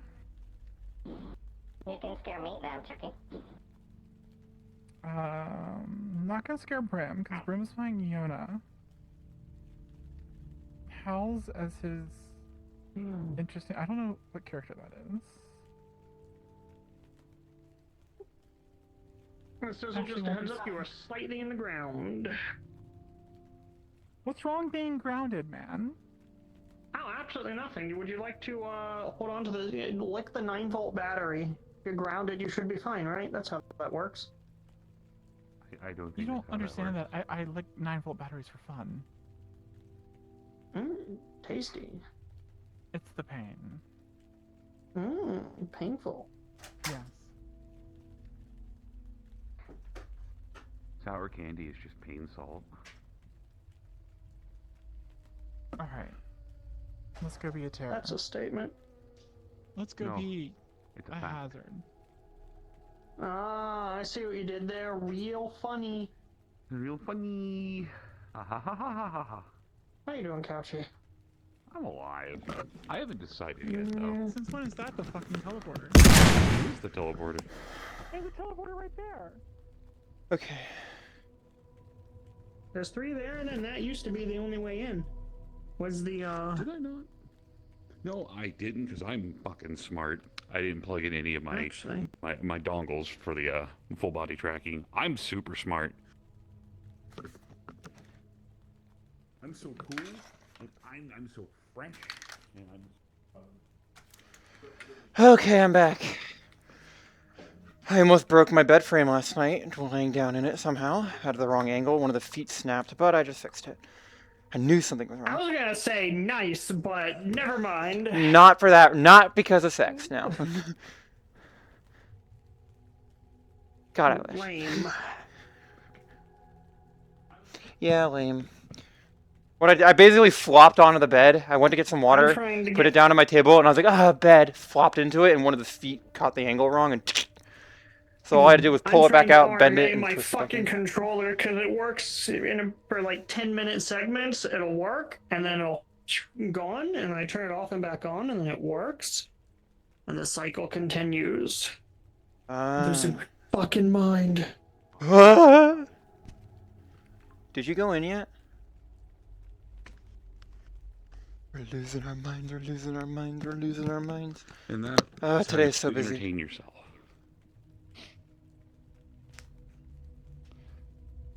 Can you poke into the NBC room and see if Brim and names are in there?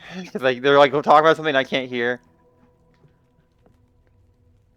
We do this. Oh, wait a minute. Wait 1 minute here. I think I gotta turn everything back on since it didn't connect to anything.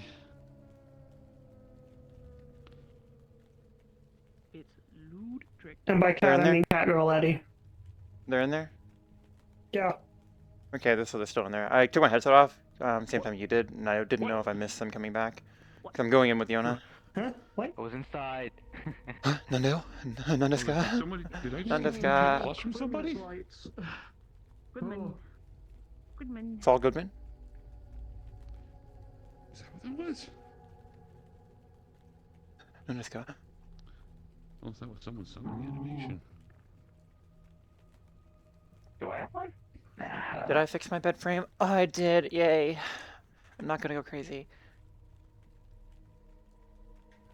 Alright, chat. Emoji stickers.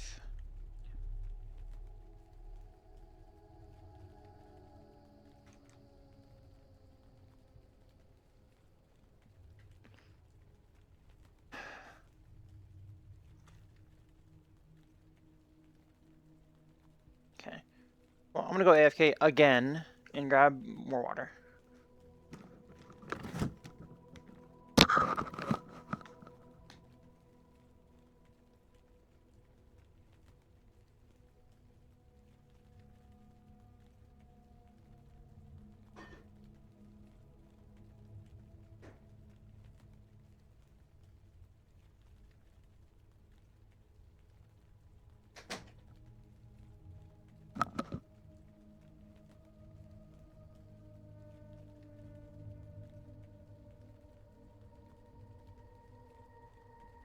For some reason, every time I take my headset off, it resets to stationary boundaries instead of normal boundaries. I swear, Meta gave up on their software.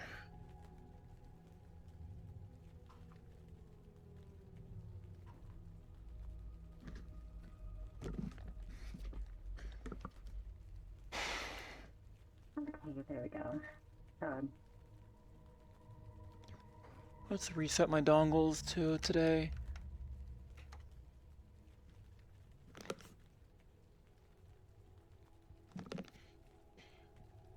Alexa, lower temperature 2 degrees.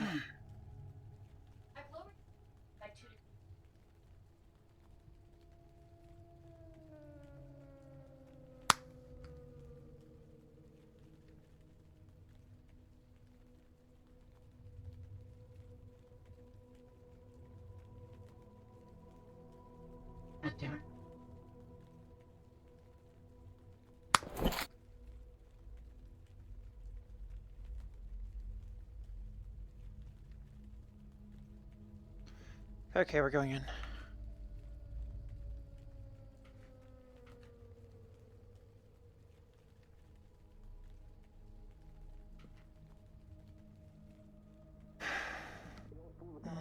Pardon me. Oh, excuse me. sorry. Pardon me. There you go. Sorry. Excuse me. Just my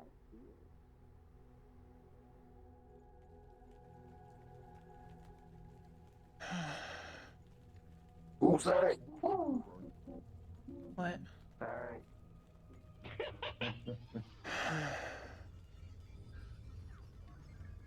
I said if Gloom needed help to let me know and I would come help him. Okay, You I need really 20 knew. orders of curry in 5 minutes. I'm going to stab you with your own knives. You wish. No, Hey, Cap. 300 balls in like 2 minutes. Okay. Damn. All right. So, you've The been damage here gets rid- before. You've heard my spiel a few times, but there are 4 key aspects to every order. Now, I know what this guy wants, so I'm gonna tell you Are what he you wants. sure? But we're gonna go over it. Okay. Hey. All right. Hi. Welcome to Surprise Curry. I've got Hi, today, hello. and here, this kind of changes every week. Now I know what you're gonna ask. We always How got do the we test vegetarians. them? So today we've got pork belly and chicken. Which one would you like? Chicken. Chicken. All right. Next question. You got to go with. Do you want the large or do you want the small? Large is 12 creds. Small is 7.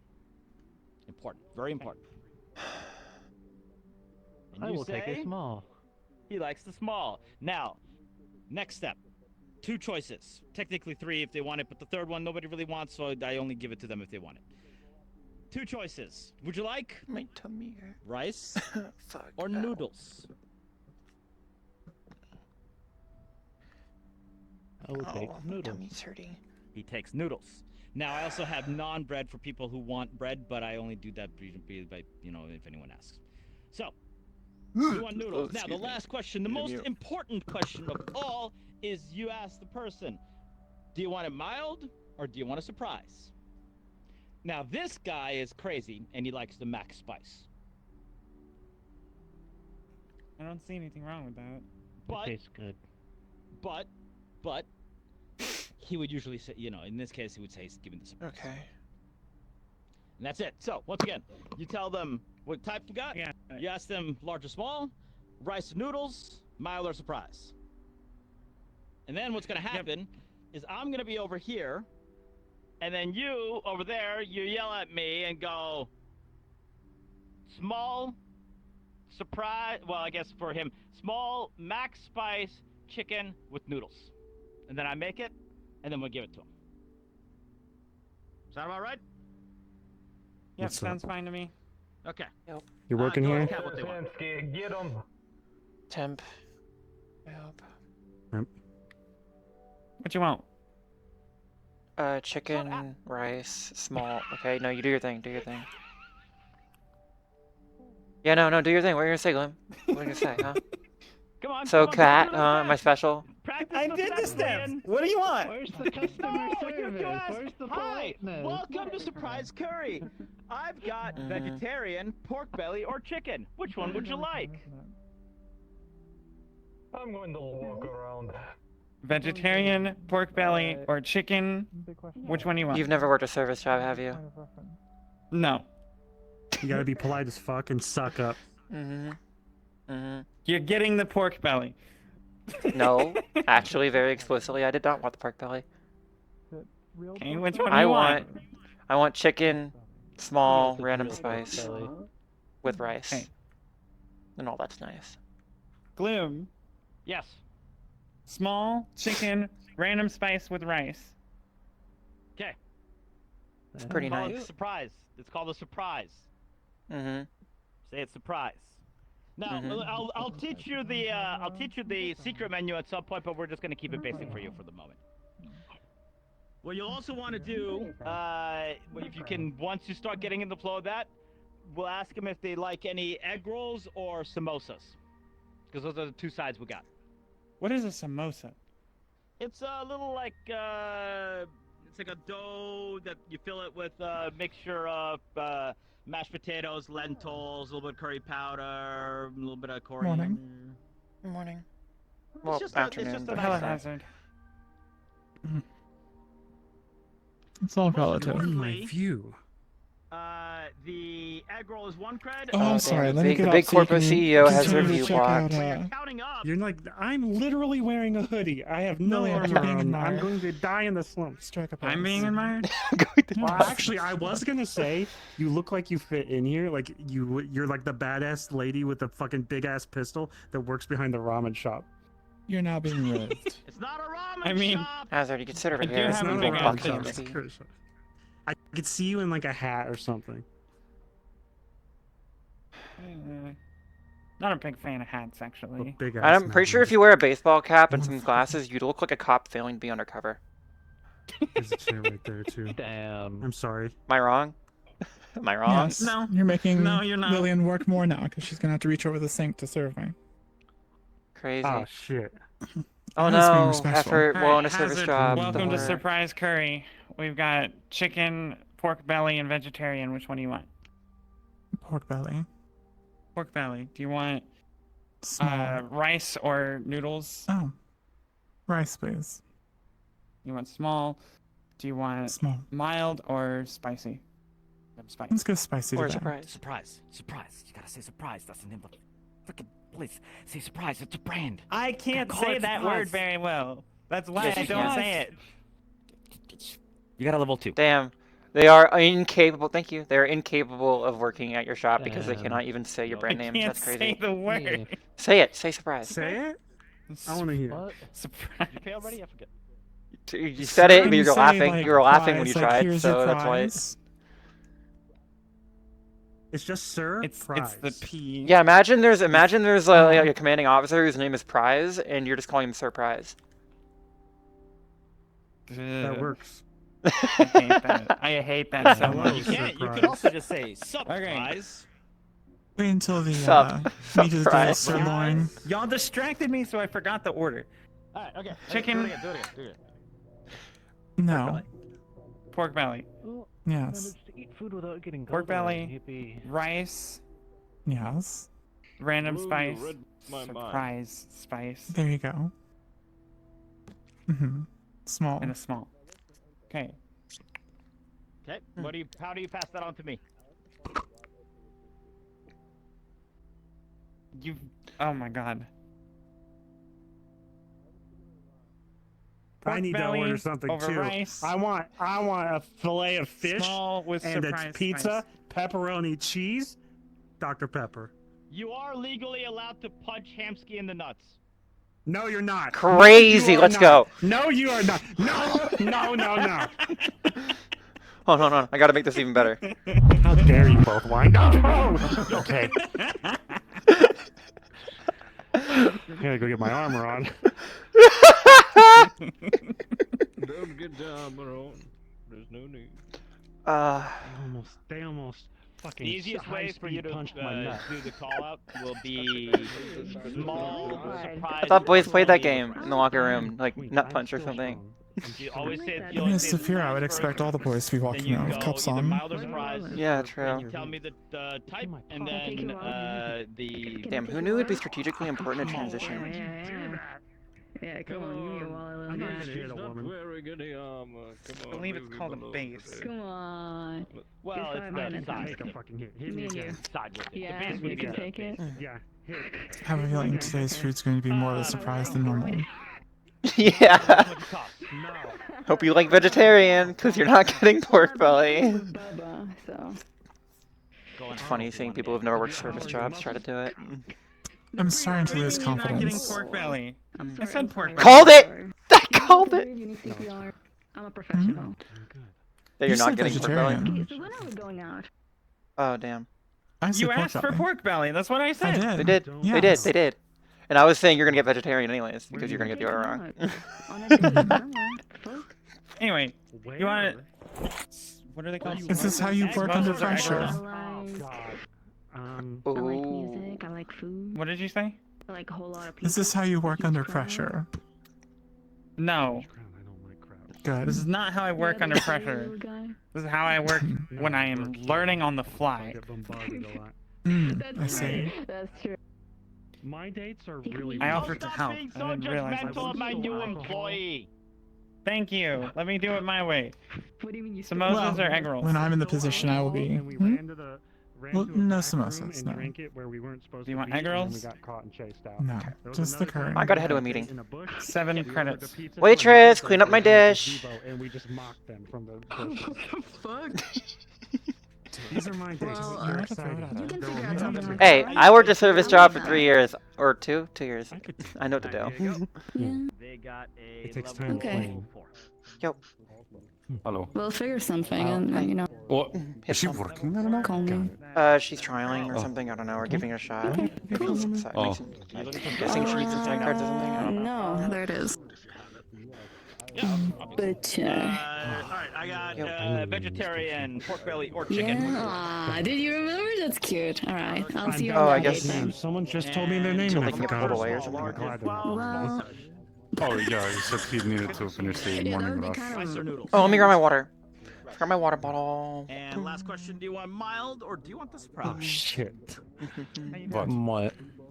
I'm good. I just remembered they're a tiger and they asked me on a date. Okay. Damn, whisperers are not gonna like that. You're fraternizing with You their know, a animal. lot of people would pay money No, for that. Sakoto's not gonna like that because I'm dating all the To get That's punched by a difficult pretty people. girl. What? I said a lot of people would pay money for that.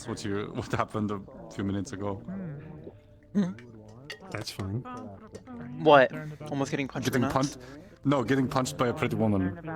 Oh, that is true. Oh, Apparently, that's a thing you can pay for over at the bar. Of course it is. wait. Is No, everyone here you is a fucking can't. horny Sandwich. freak. Yes, you can. You are in Zafira. Imagine being so desperate and unattractive that you have to pay a woman to punch An you. abundance of gang violence here.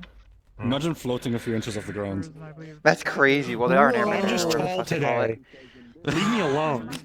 it. Just tall today. That's why I felt so confident. Now my confidence is gone. Lovely.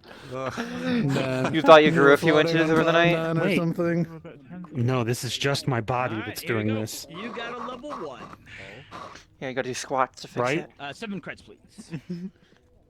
Work those I glutes. think it's just this leg, actually. Thank you. I'm happy for you. Scrappers. Can't remember what happened yesterday. Scrappers. Anyways, this is a relaxing day. I haven't exploded yet, have you? You're taller than me. No, that's Bullshit. later. No, I'm not. Usually with these groups, there's That's You're for just in the dessert. ground now. clear I have leadership. 30 Are minutes. we, Besides, I have. Scrappers. we chatting? We're Above the loitering. ground, he's above the ground. Collection Oh yeah, of- watch this. Wait. I need to get a new leg. Damn it. Okay. No clear leadership. What are you doing? You see? Running around. The toes Bouncing? crinkle. He's It's trying not to trip supposed to. him. Oh, that, yeah. Synthetics. Alright, I've done I've what got I good had to do balance. for the day. I'm Yeah. looking at it. Pump 1 or 2 because they made some assumptions. Well, are you able to talk right now, or? Yeah, yeah. Thinking about the scrappers. Doesn't look like Going it's back. gonna be coming, so. Okay, I'll find you out. Sorry. my nose. Sorry. I'm sorry. God, you're so stupid. I'm sorry. Who was that was added to the group chat? Savior of Zafira. Yarek. XX's got you doing their work for her, too. Ah, oh no, you've got chaos. Ah, gotcha. I'm probably gonna head back to station at some point and grab my gear. Well, I have to. But I probably should too. Yeah, I know. Hold on. Well, that's for you. Are you okay? Ah, No, yeah, I was I resetting didn't. my That's- nose. You I did do dislocate. a poem. I'm sorry. Sorry. Doesn't act- I don't think he was trying to. It's okay. It's not I the was first time my nose balancing. has been broken. Oh shit! Now I've lost my balance. You got me on kilter. Whatever that means. No. Do we need to get up and leave? No, you're fine. Why? Why? How was I balanced earlier? Now I can't. I feel you guys What did you do to me? feel my stuff. I just gotta go. I don't know. With you? You're cheating somehow. What? If, anything's breaking. No, we're not. I just have really good I have balance. some. It's all in the This leg is ankle. heavy. Use your ankle to adjust. Yeah, I'm wiggling on the ball joint. I shouldn't. It's pretty quiet. Are you? My ankle is what is adjusting micro adjustments. Oh, that's what it feels like. It's off Hamsky, balance. I hear you're having like weird thoughts because you're just really bad with things and stuff, right? Huh? What things and stuff? No. He got hit by a pretty woman and is confused, Oh is my what God, I was you're told. Oh, he now also just hit Who the... said that? Am I pretty? Do I count? Yeah, you're very pretty. Yes. He What about broke my me? nose just a moment ago. You're fabulous. Oh, if you want to follow up under the rock up there, Slay I won't, queen. I won't, I I'm won't stop literally you. on my. Punch me. Yeah, you're too good for this place. I'm wearing armor. I've punched. To be fair, I really Okay. am. I think we all are. I don't think I'm I never strong stood enough. here. Yeah, Oh, do it again. Titty, titty, titty, Follow titty, Aiden. titty, titty. we're going after Aiden? Okay. Nothing bad ever happens in this room. Oh. Nowhere. Meeting. Huh. Don't worry. Have fun. I see. Illuminati meeting. Oh my god, it's Rika. Wait, hold on, Rika. Yona and I have a very important meeting to get to, but good to see you. We'll be busy though. We'll be busy the rest of the day. Okay. Have fun. Oh, I am? Better waiting to fight a slave. I'm just saying. Come on to the arena. I don't even have a melee weapon. We'd just be boxing, and you have advantage. I'm gonna have to head back to station and grab my gear, like an hour or something. Yeah.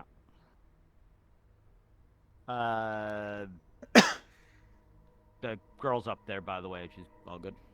Well, as much as she will be for now. Yeah.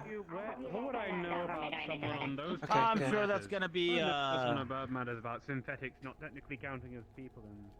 long road to getting back to normality. Where are we going? We going to one of the apartments or something? Yes. That's a lot better than Bay 10.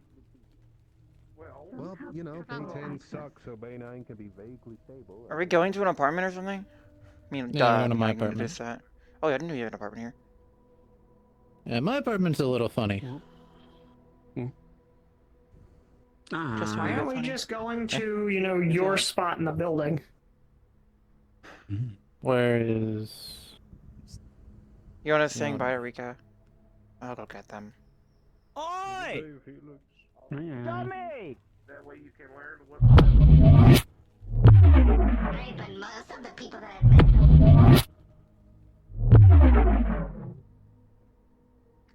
Have you been able to test the gun yet, or? Where'd Yona go? Yeah, I gotta shoot it. Looking for you. Well, she went down that way. Yeah, well, she lost track of us. Yona, we're going to the apartments. Yona. Oh my god, you're deaf. Yona. Oh my god, you're deaf. I've been calling you for I've been yelling at you for 5 seconds. We're up in the apartments. We're going to Aiden's apartment to have the talk. Oh my god. Oh my god. No. You shouldn't have lost track of us. Waited for me before you ran off. We thought you were following. Oh my. No, I had to go. Well, I went back to go say hi to Rika. Say hi to Rika? Yeah, I said hi to Rika too. Yeah. I'm a guy. And I'm a gun. Rika's 17. They're 17 now. They can walk around themselves. Go one particular way, right? I Oh my god, they're only a year younger than I don't think a number is arbitrary. They're only a year younger than my sister. That's crazy. Yeah, well. Yeah, no, we need to do I that found again. them. You don't know without Yo, me. you found them. Okay, this way. Well, how can... Whoa. Now this is what I like to call a dank apartment. Uh, On the literal. there he is. Come on. Yep. Right through here.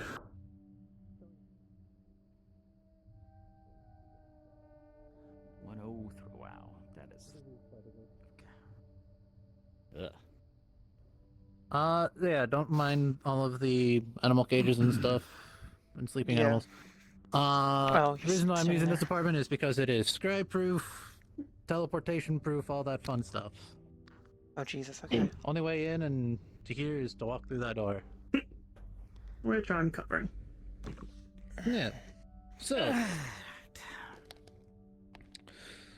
topic of the day: killing Beatrix. No. Yeah. First thing I have to ask is, do we know if she's weak to silver? We don't know. I still don't know. wouldn't count on it, but it's also a possibility where she could be, so it might not hurt. Okay. We could try it. Yeah. Okay, One of well, those actually. things that I doubt that it's good for her. So what's the point of this talk? You're going to talk to her, right? And we're there in case it falls out? Yes. Well, the plan is... I'm not going to give her the pin, so she's going to start killing more and more and more. Oh, God. So we're going to have to kill her. So the plan is to assassinate her today. That is the full Pretty plan. That much. is what we're going in with the intention of doing. Okay. Yes. Thanks for giving me any time to prepare anything. Well, the thing is, right What do you now pre- it is... You prepared this for me. Yeah. Did you put Well, silver I don't shavings have in any it?